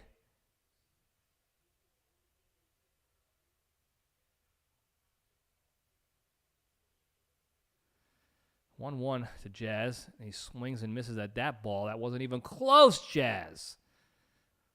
1-2 now. Got to fight the good fight again, Jazzy. Come on, baby. You don't have to hit a home run. Don't forget that. Just get on base. Just get to the next guy. That's the goal. Get to the next guy.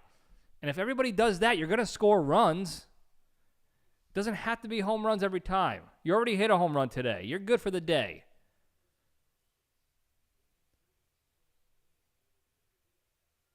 Leave that one. Good eye. Good adjustment there. Spit on those shitty pitches. 2-2 now from Heron. Lefty on lefty. That's why Jazz stinks. Can't hit lefties, I guess. Fouls that one back. Don't swing for the fences, dude. You don't have to hit the home run. Shorten your swing up, and you would have put that one up the middle for a base hit. Come on, man. Damn. The guy needs to adjust, make adjustments. Situational hitting. Let's go. 2-2 again. Choke up, dude. Come on. Swing and a miss. That's that. All right. Well, got to run back. That's fine. Keep chipping away. Keep chipping away. We got some game left. Got 9 outs. 7, 8, 9. Yep, 9 outs left. We got this. We'll be right back.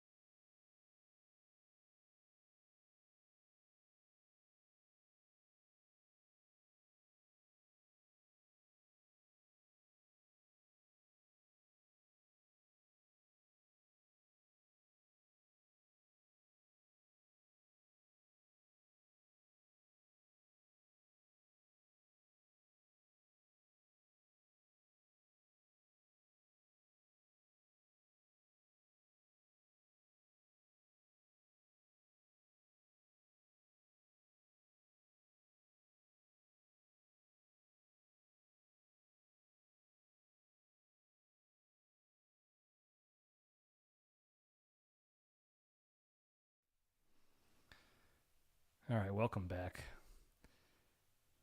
I got up to go pee-pee, and it was not great for my back. I got to move around. I actually think Italy will help because we'll be walking around a lot, getting our steps in. Got Cruz back on the bump again, so that's good. He's got, what has he got to bat? He's got to pitch against 3 batters, right? Is that the rule? So Bailey's back up. He's 0 for 2. He's 0 for the century. This guy stinks. Ooh, he rips that one foul down the right field line. 148 now he's batting. 443 OPS. He is 300 points below average in the OPS category, and just embarrassing. Just throw the ball down the middle, dude. You don't have to get too fancy with this guy. Just low and down the middle. That's all you need. Let him get himself out. Swings and misses at that one. That wasn't even a strike.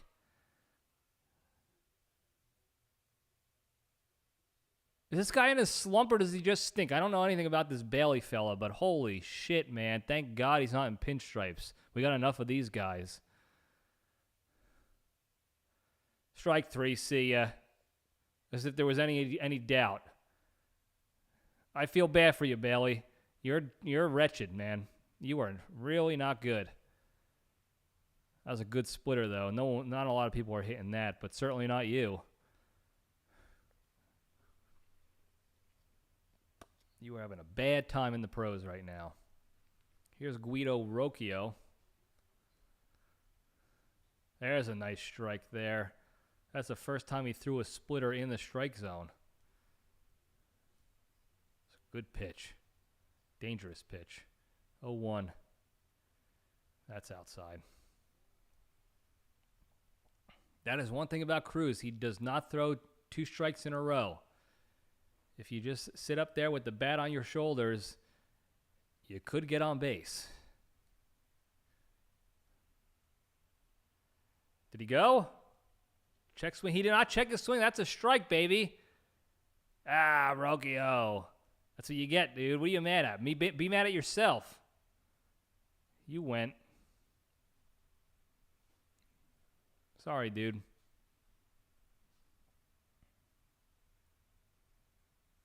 It's not like the old days. If you check a swing like that, that's a strike. I'm sorry for anybody, even on the Yankees. I'm actually surprised to see Ryan Reynolds and Hugh Jackoff still here at the game. There's strike 3. See you later, Rocchio. Go back to the clubs. Go back to the Jersey Shore sandstorm in it. You're done. And that's his third batter, so he's gone, of course. Why would he want him to finish an inning? Let's just use up another fucking bullpen arm and throw Hill out there. Let him finish the inning, dude. Save your pitchers. There's no need for that. Come on. I know lefty-lefty matchup.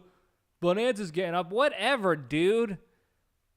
He just struck out 2 lefties. God, he's stupid. That shit just annoys me. There's no other reason to change out your pitchers other than the fact that, it's a lefty-lefty matchup. He just struck out 2 lefties. Let him go again. God. He throws the ball low. He leaves it down. The likelihood of them hitting a home run is lower. Whatever. Let's just talk about cereal again. That was more fun than watching Boone mismanage a game. What other cereals can we talk about? Frosted Flakes were a treat for us. We never had any of the super dessert style cereals like Cookie Crisp and shit like that. I had to get that from my friends' houses. We didn't have any of that stuff, which I'm fine with because that's legit. You're just eating cookies for breakfast. That's crazy. Most cereal is like that anyway. I think I saw a commercial recently. It might have been for Corn Flakes or just Kellogg's in general. And they were bragging. They're like, it's just 4 simple ingredients.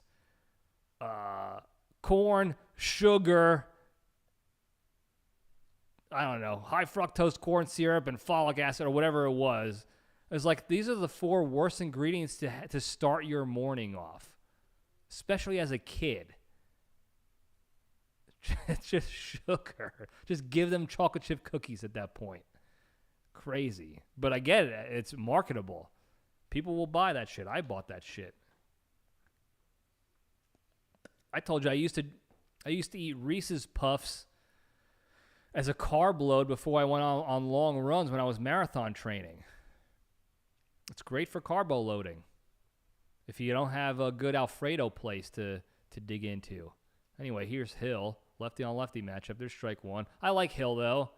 He's a ground ball pitcher, so that's fine, whatever. But you didn't have to burn the arm. You didn't have to burn pitches this early. There's strike two. Yep, challenge it. That's a strike. Good challenge, Wells. We're going to get that one too. Don't worry. Yep, sure did. Sure did.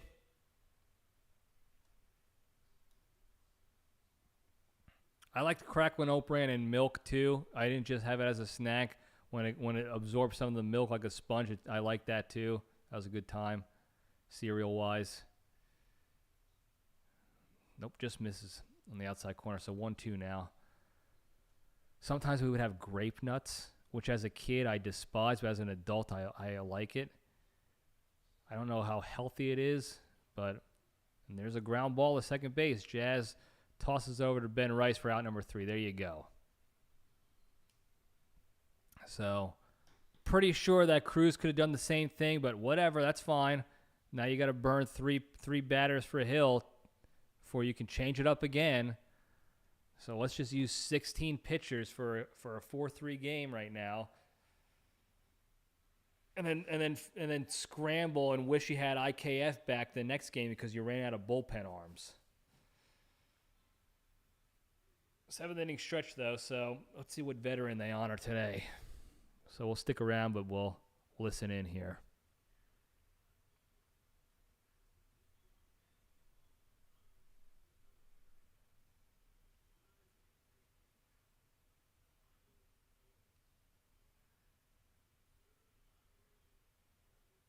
Lieutenant Colonel in the Army? Is that who it is? Show his stats. Let's go.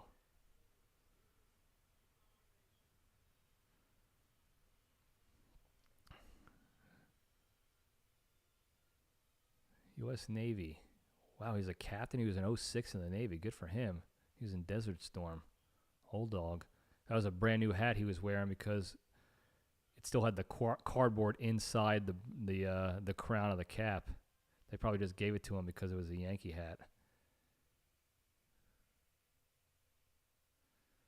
The camera keeps showing this black chick with cleavage. I'm not mad about it.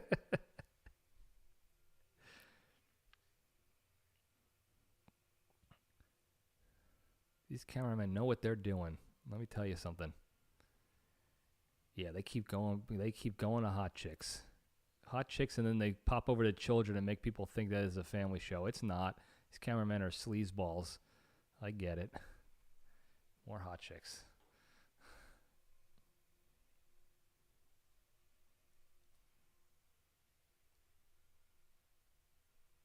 Yep, I guess Goldschmidt's out. He's in a sweatshirt. Or maybe he just wears it because he's DHing. It's getting cool out tonight. I don't know. Goldschmidt looks old. He's only 38 and he's all gray. He looks like an old dog. I don't get it. I mean, I get it, but I don't get it. You know, I'm older than him and I don't think I look that old. I mean, I look older, but not, he looks like he's 47, 48. I guess that's what the sport does to you. Anyway, we'll be right back.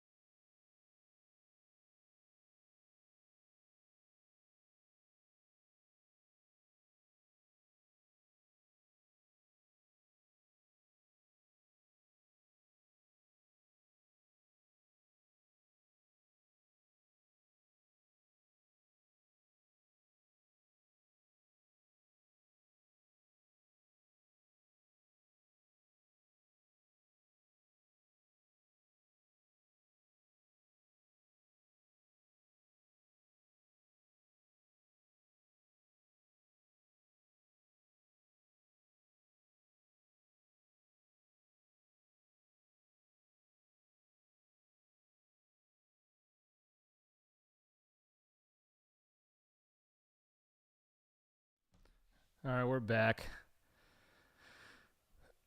New pitcher for the Guardians, Holderman. Caballero fouls that one back down the left field line. So 0-1 to him. He's 2 for 2 today, though. He's got a single and a solo home run ski. He's batting .267. That's pretty decent. So good for him. Get on base, dude. Do it again. Leave that one way outside. Not even close, pal.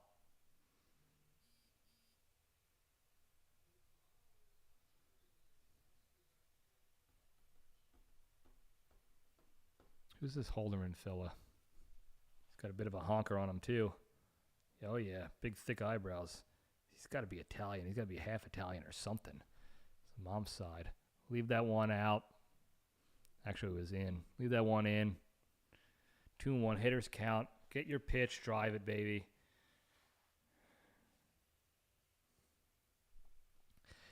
Get your pitch and drive it. Let's go.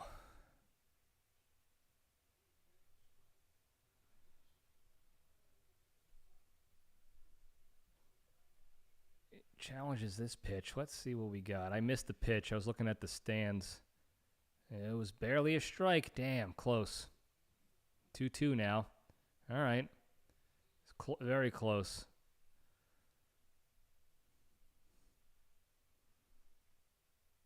Now fight. There you go. Take your 2-strike timeout. Cause the pitcher, some chaos and stress. That's fine. Hugh Jackoff and Ryan Reynolds are still there. Good job. That's what I was looking at before. I missed that pitch. 2-2. Put the ball in play. Make them get you out. Leave it outside. There you go. Good take. Good peepers. Good peepers.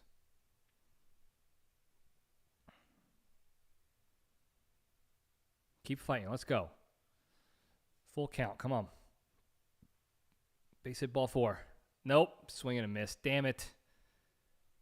Tough pitch. This guy is schnozzing hard, this Holderman fella.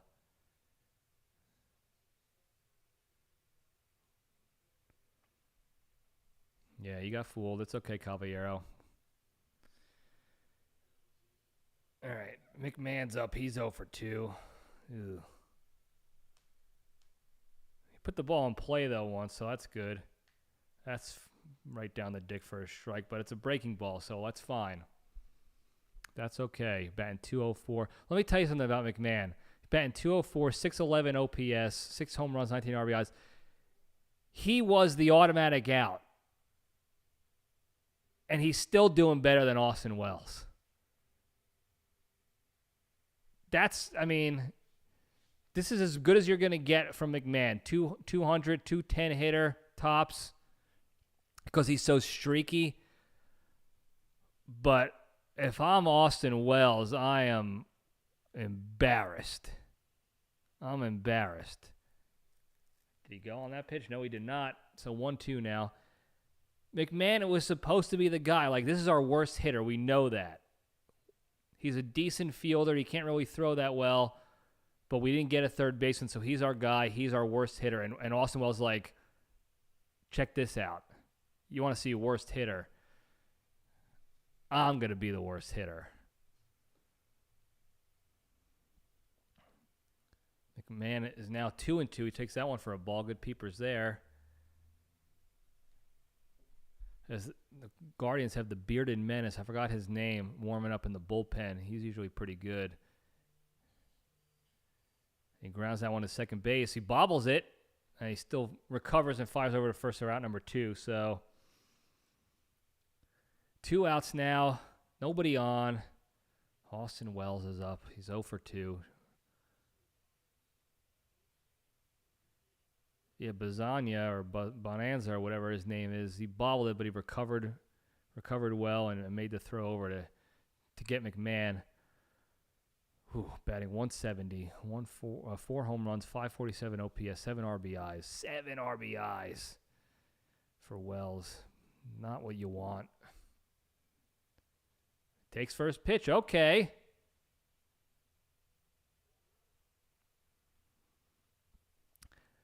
Whoever told you that is right. That's what Chisholm said he wanted to do. He wanted to go 50-50, 50 home runs, 50 stolen bases.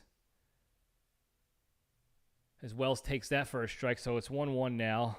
I'm not mad that he didn't swing, though, because he wasn't going to hit it anyway. That's what he said he wanted to do, and that's as soon as he said that in the offseason, I knew that wasn't going to happen. Because a guy like Chisholm is not good enough mentally or skill-wise to shoot for that accolade.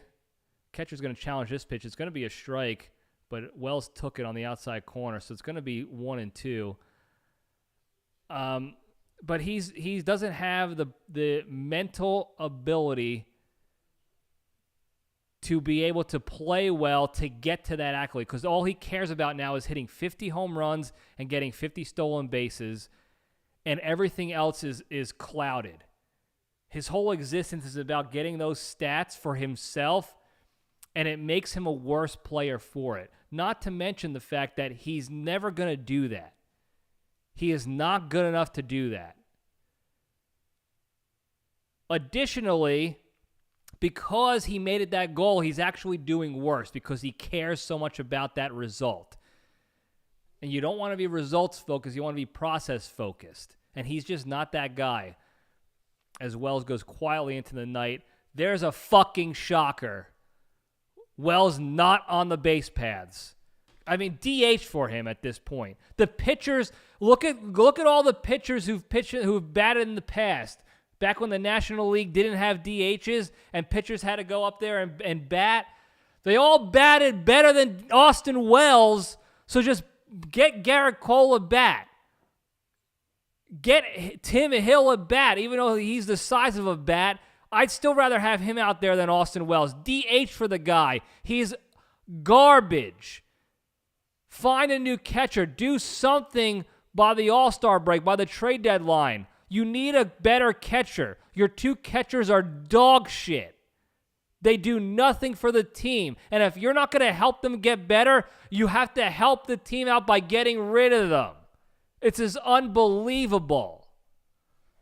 Absolute embarrassment. Anyway, Evo bets, it's not going well for him or the Yankees because that's all he cares about. He's not a team guy in that regard.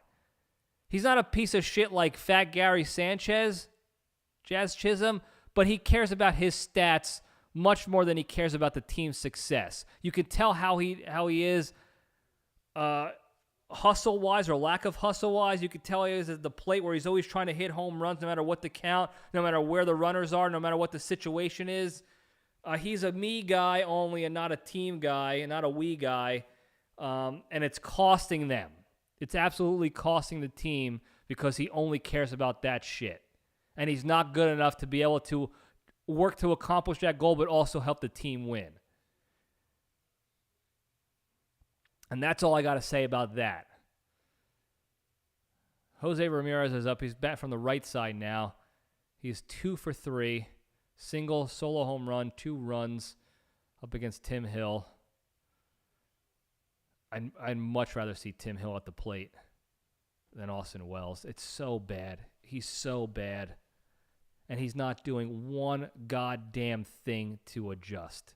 Not a damn thing. There's a strike on a slider. Swing and miss by Ramirez. So it's 1-1 now. Who's this fucking bearded menace for the Yankees in the bullpen? They didn't show a name. I have the volume too low. I didn't hear what they were saying. I never seen that guy before. Is he coming up from the minors? Coming from a deserted island? So 2-1 now. There's a ground ball. Base hit. Of course it is. They're playing the shift for some reason. And Ramirez drives it through the hole on the right side for a base hit. So runner on first. Nobody out. Hopefully they play regular double play death so that Hill can get a ground ball double play. And Ramirez is just taunting them. He didn't even hit first base initially. He stopped. There's strike 1 to DeLauder. So good pitch from Hill. Yeah, what are you smiling at, Caballero? You guys are losing. There's no time for jokes. You're down. There's a foul ball down the right side. Left side, excuse me. 0-2 now. I think the guy who has the most home runs in the MLB is it the guy on the White Sox, Toriyama or whatever his name is. There's strike 3, DeLauder. Goodbye. I think that's his second strikeout. See you later, pal. There you go. Now ground ball double play. End this inning, Hill. You got this. You could do it. You're good. I think it's that guy in the White Sox, Nakatomi Uriyami, whatever his name is. I think he leads the league. Judge is close by. I'm sure Ohtani's close by. Manzaro hits a fly ball deep to center field. That's off the wall. That's going to score a run. Oh, no, it's not. Oh, he's going home. No, he's not.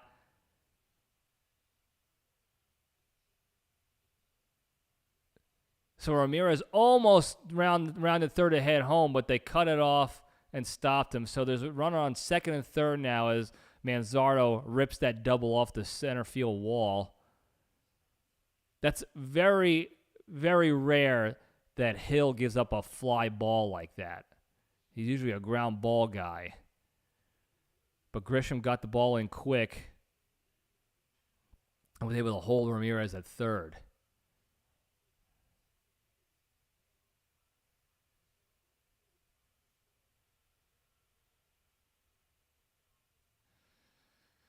So second and third now. What are we doing? And, of course, they're taking out Tim Hill. Who the fuck is this guy? Who is this bearded guy? Put the name up on the screen. Jeez.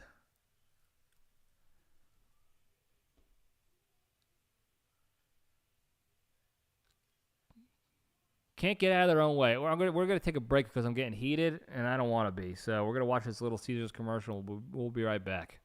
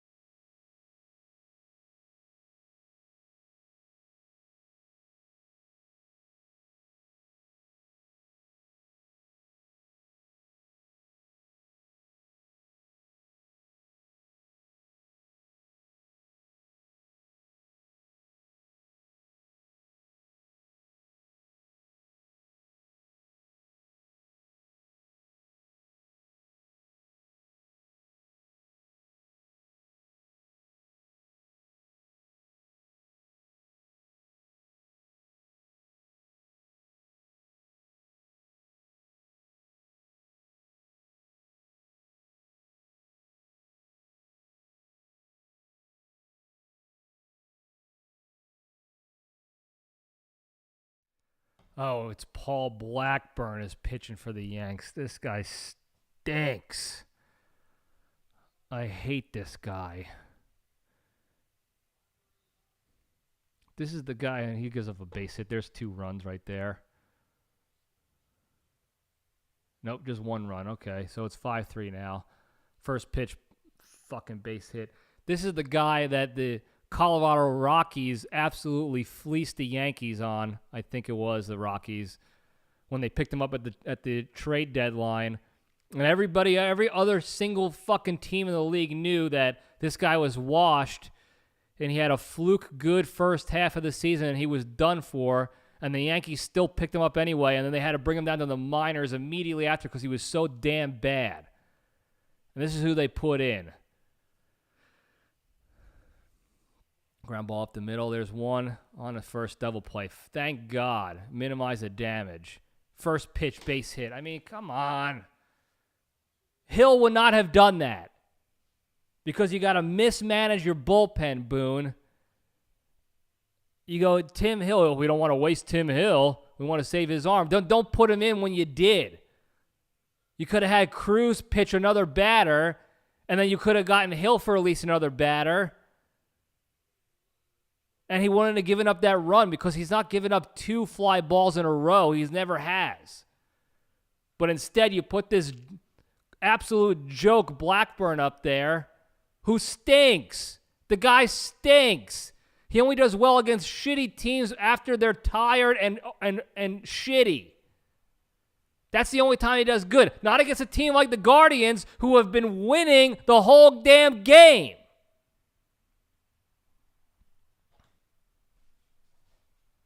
Guy stinks. Boone stinks.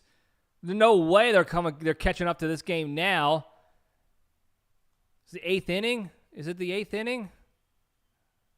Good luck winning now without Judge, without Stanton. Unbelievable. Anyway, anybody else have questions? Comments? Trivia? Should I put up a poll? Should we end the stream? I mean, it's tough to watch. I hate watching when the Yankees stink because they stink for all the worst reasons. Not because they're bad. Well, they're bad, but you can find a way to win. You're creating so much extra stink on the team by how you manage the game and how you don't hold your players accountable for their stupid lack of baseball IQ. Let's get the answer at least to this Name That Yankee trivia. Allie Reynolds. Yep, absolutely never heard of the guy. Absolutely never heard of the guy. They have vault footage of him? Barely. Silent picture era. I'm looking at his pitching motion. There's no way he threw faster than 75 miles an hour. No chance.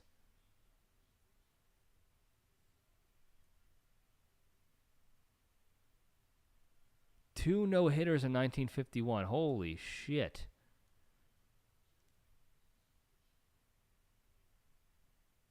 Volpe takes strike 1.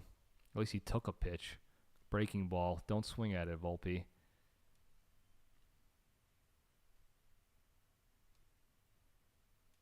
Biggest weakness on the Yankees team that casual fans are not talking about. Let's see. I don't know. There's a lot. The fans love Jazz Chisholm. And he's not terrible. Hunter Gaddis is going to shove it up their ass, I bet. He's got 8 consecutive scoreless appearances. The fans love Jazz Chisholm. And he's doing exactly how you expect him to do. He's a 240 hitter in general. But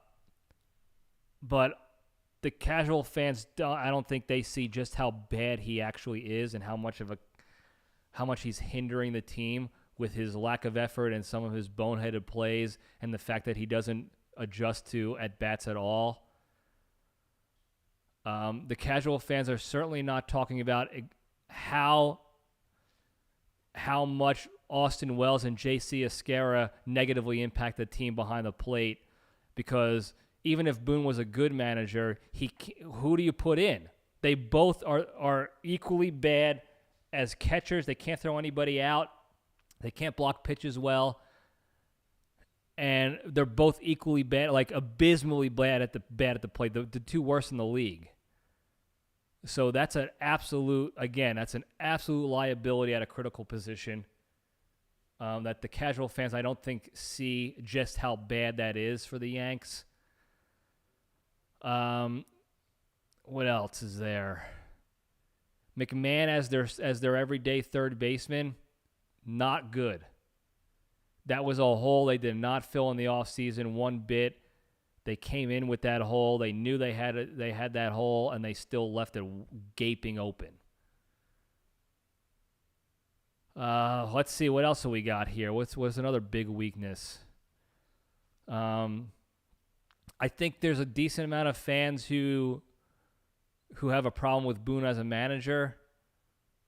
I think I guess maybe the biggest weakness overall, if you actually connect all the dots for all these weaknesses put together, is I don't think they realize how bad Cashman is as the GM, because he's the one putting them in these positions.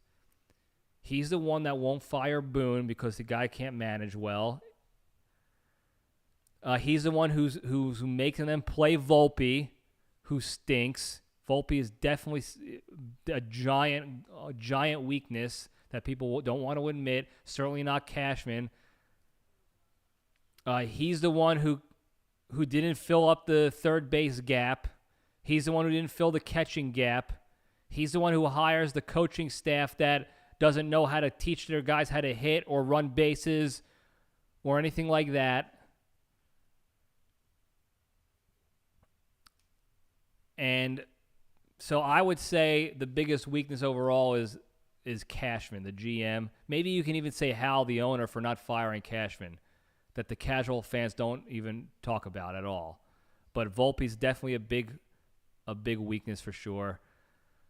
I don't know if Judge is cooked. I think he's sort of slow to get. He was super slow to get going in the beginning of the season, like usual, and now I guess he's hurt.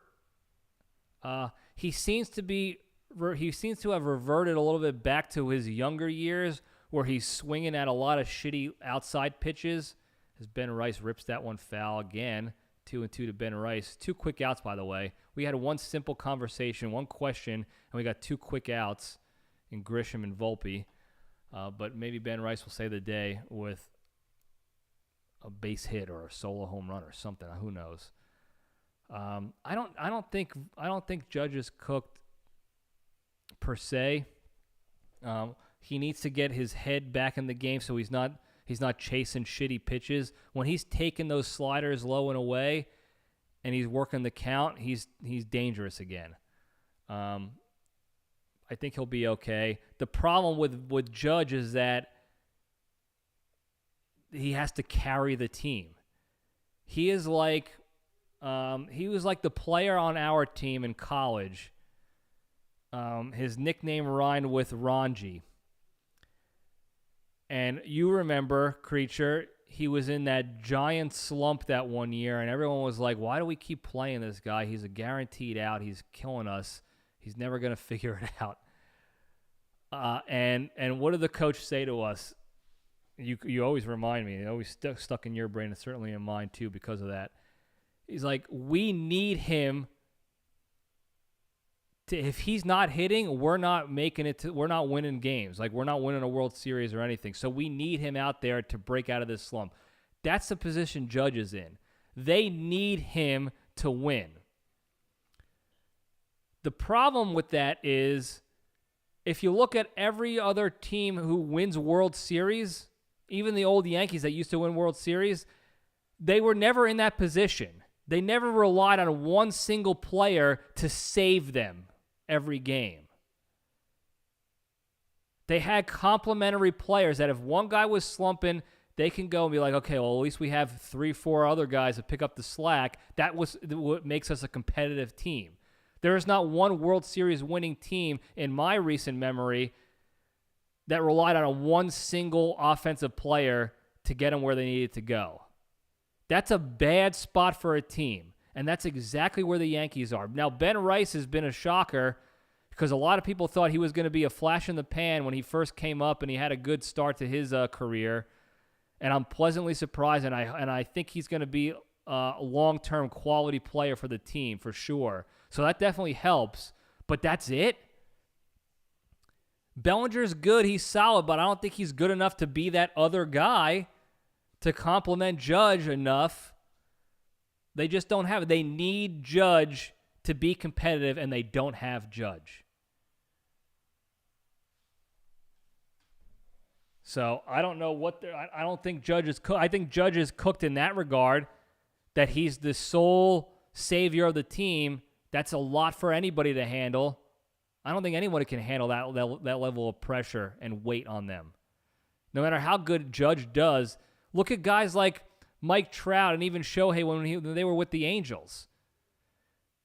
When they had all-star seasons, MVP seasons, and their team wasn't even making the playoffs. You can't carry a team, but you can't carry a baseball team by yourself like that. I'm sorry. Giancarlo, does he fall into those categories as a weakness? I think the weakness with Stan is the size of his contract. I don't necessarily say that they got their money's worth in that regard from his output. And here's why. Not because I don't think he was doing what we expected him. Like, he was playing basically how I expected him to play, with the exception of the fact that he's not playing the field anymore. And that's not necessarily his fault. It's not like he said, I don't want to play the field and just be a DH. They're the ones benching him. They're the ones making him a DH only and putting on all this, like, oh, he can't run and this and that. You know, the guy used to steal bases all the time. He was an MVP outfielder for the Marlins. Okay? There's no such thing as an MVP DH. I've never seen one. Unless a guy bats 600. And that's not happening anytime soon. As Blackburn gets Quan to ground out, that's a pleasant shocker. So I don't, he's playing to how I expected Stan to play given the circumstances. The weakness there, I think, this is just my opinion, and I know some of you guys on the chat are much more educated on his whole contract situation. They used his contract as the excuse to not get other players for years because they were paying him $25 million a year, no deferred money. And that's a big contract. You can't go get other players when you have that matzo ball hanging around. And certainly Cashman is not going to, because he loves using contract numbers as excuses to not go make other moves. And he used the Stan contract for years. Well, we don't have the money this year because we got to pay Stan, and he's always getting hurt and this and that. That's where I think the weakness is. It's not so much in him. I think the weakness is because of that contract and the fact that Cashman is constantly used as a reason to not get complimentary players for Stan and for Judge and for the other guys out there. Because Stan is he's a 250 hitter. He'll hit a bunch of home runs and he'll strike out a lot. He always has and always will. And there goes Bailey with another strikeout. There's, again, a shocker. Even Blackburn can get that guy out. That's how bad Bailey is. Jesus Christ. So I don't necessarily think Stanton is considered a top weakness with the organization for those reasons. Plus, I'm also biased. I love Stan. And playoff Stan, if you look at his production in the playoffs over his time with the Yankees, that makes up for it in my mind. He was always constantly producing, except for last year. He always produced in the playoffs for the team. When other guys, cough, cough, Judgy, did the opposite, he picked up the slack. So you got your money's worth with Stan in that regard, but you used that contract as an excuse to not go get other players to build the team. So again, that goes back to the biggest weakness being Cashman, in my mind, as being the guy he's the one using that as an excuse, blaming Stanton's contract that he gave Stanton, by the way, and all this other shit. Evo Bets, I'm gonna go ahead and just let that comment slide because you're a rookie Yankee fan, but Stan's not doing any better or worse than he's ever done for the team. In fact, he was actually doing better this year until he got hurt again, which is par for the course with Stan. So I know what you're trying to do, but it's not going to work. Stan's my guy. He will never be average in my mind. And if you think he's average, just Google topless Stan. Turn the safety off. Turn the child safety filters off your Google search and just look up topless Stan. And you tell me that's average. And I don't want to hear Meg Fed from left field talking about steroids again. That guy is anything but average.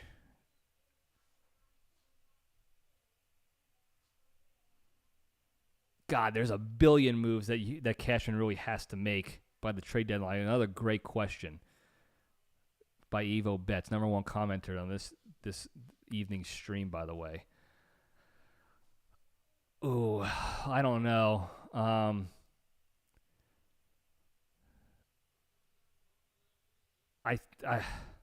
personally, I'd say they have to do something about the catching position, but I know in the grand scheme of things, it's not as important. Again, a good hitting catcher is very rare these days. So I don't think they'll focus on. I think in Cashin's mind, it's like, no, we got our catchers. That's not a problem for us. Even though that's an absolute liability in a critical position. I'll say it a billion times over. You got to get another consistent bat. And consistent has to be 250 or better in the batting average category. Like, in this day and age, I'll take that because they don't have enough of that on their roster. So maybe Goldschmidt there's a base hit down the left field line. That's going to be 2 for Goldschmidt. Oh, yeah, easy 2. Is he going to push 3? Now he's too old. Good leadoff double by Goldschmidt in the bottom of the 9th. They got to score 2 here. Bellinger can hit a home run and tie this game up. So they definitely need another bat, but they have too many outfielders, so I don't think they should be getting an outfielder to fill that bat void, that roster void, the lineup on the offensive side. So I don't know if there's third baseman available. I don't know if there's an infielder available that they can move over to third base. That's a good bat that they can do that with. But that's what I would look towards. I heard rumors saying that they're looking at Tariq Skubal, however you pronounce his name.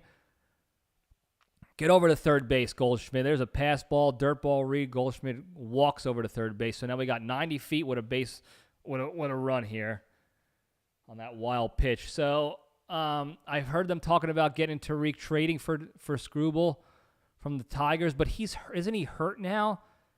So they're going to have to give up a lot to get him, and I think they're going to have to give up too much potential, and I don't like that idea for basically half a season of that elite level pitcher who's also, again, coming off an injury. So I don't know, is he going to stay elite the whole year? Is he going to get hurt again? Who the hell knows with that one? So I don't necessarily know what the move is with that.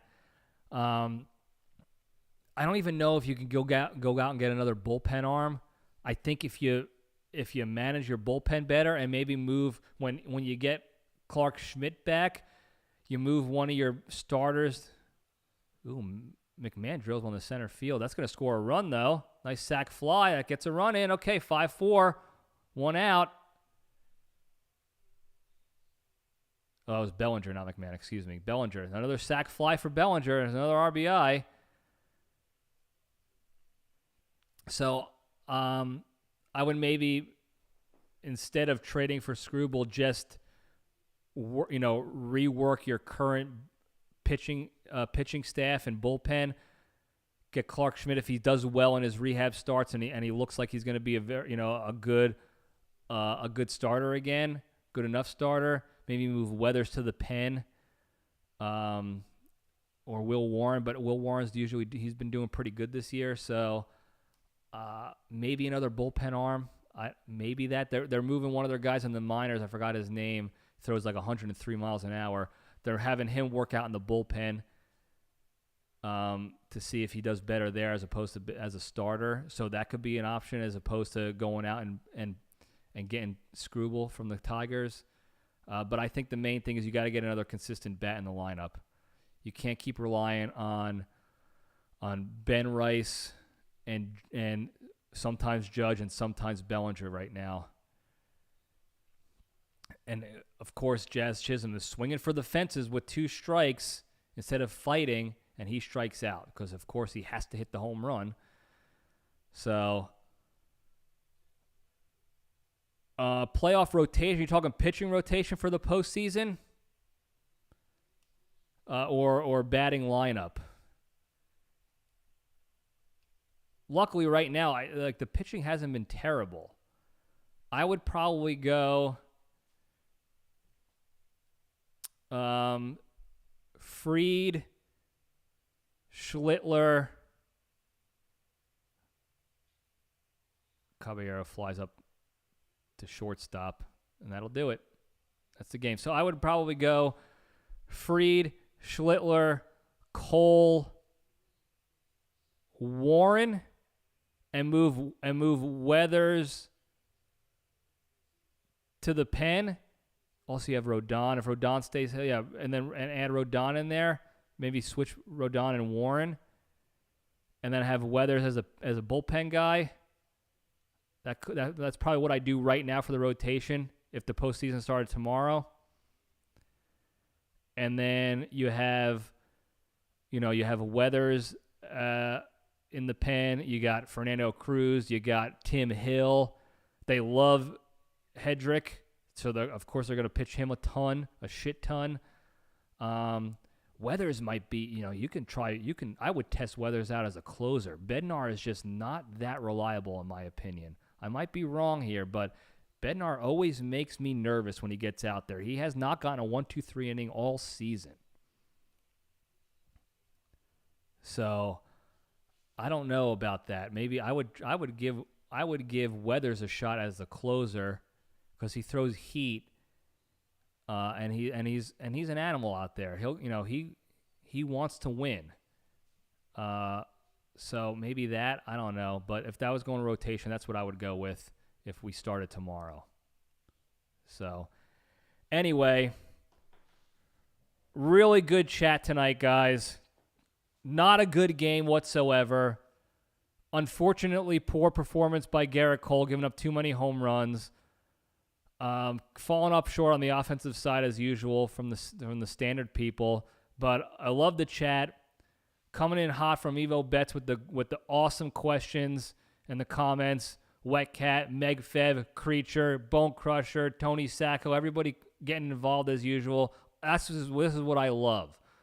Regardless of the outcome of the game and the fact that I got heated over the stupidest shit sometimes, I love connecting with you guys and I love doing this shit. So thank you so much for continuing to support and come on here and doing this. You could be doing anything else with your evenings, and you choosing to come out here, and I fucking love that. I fucking love that. That's the reason why I do this stream. I don't care how busy I am. If we can stream, we're streaming for the LPDS universe. So thank you guys again for tuning in. Garrett Cole did get chubby. We're going to go hit the sticks now tonight. Heads up, I'll say it again, the LPDS episodes, no streams the next couple weeks because of the vacation schedule. So stay tuned for the LPDS posts when the next stream is going to be in 2 weeks. But thank you guys again. I love you all. I love you all.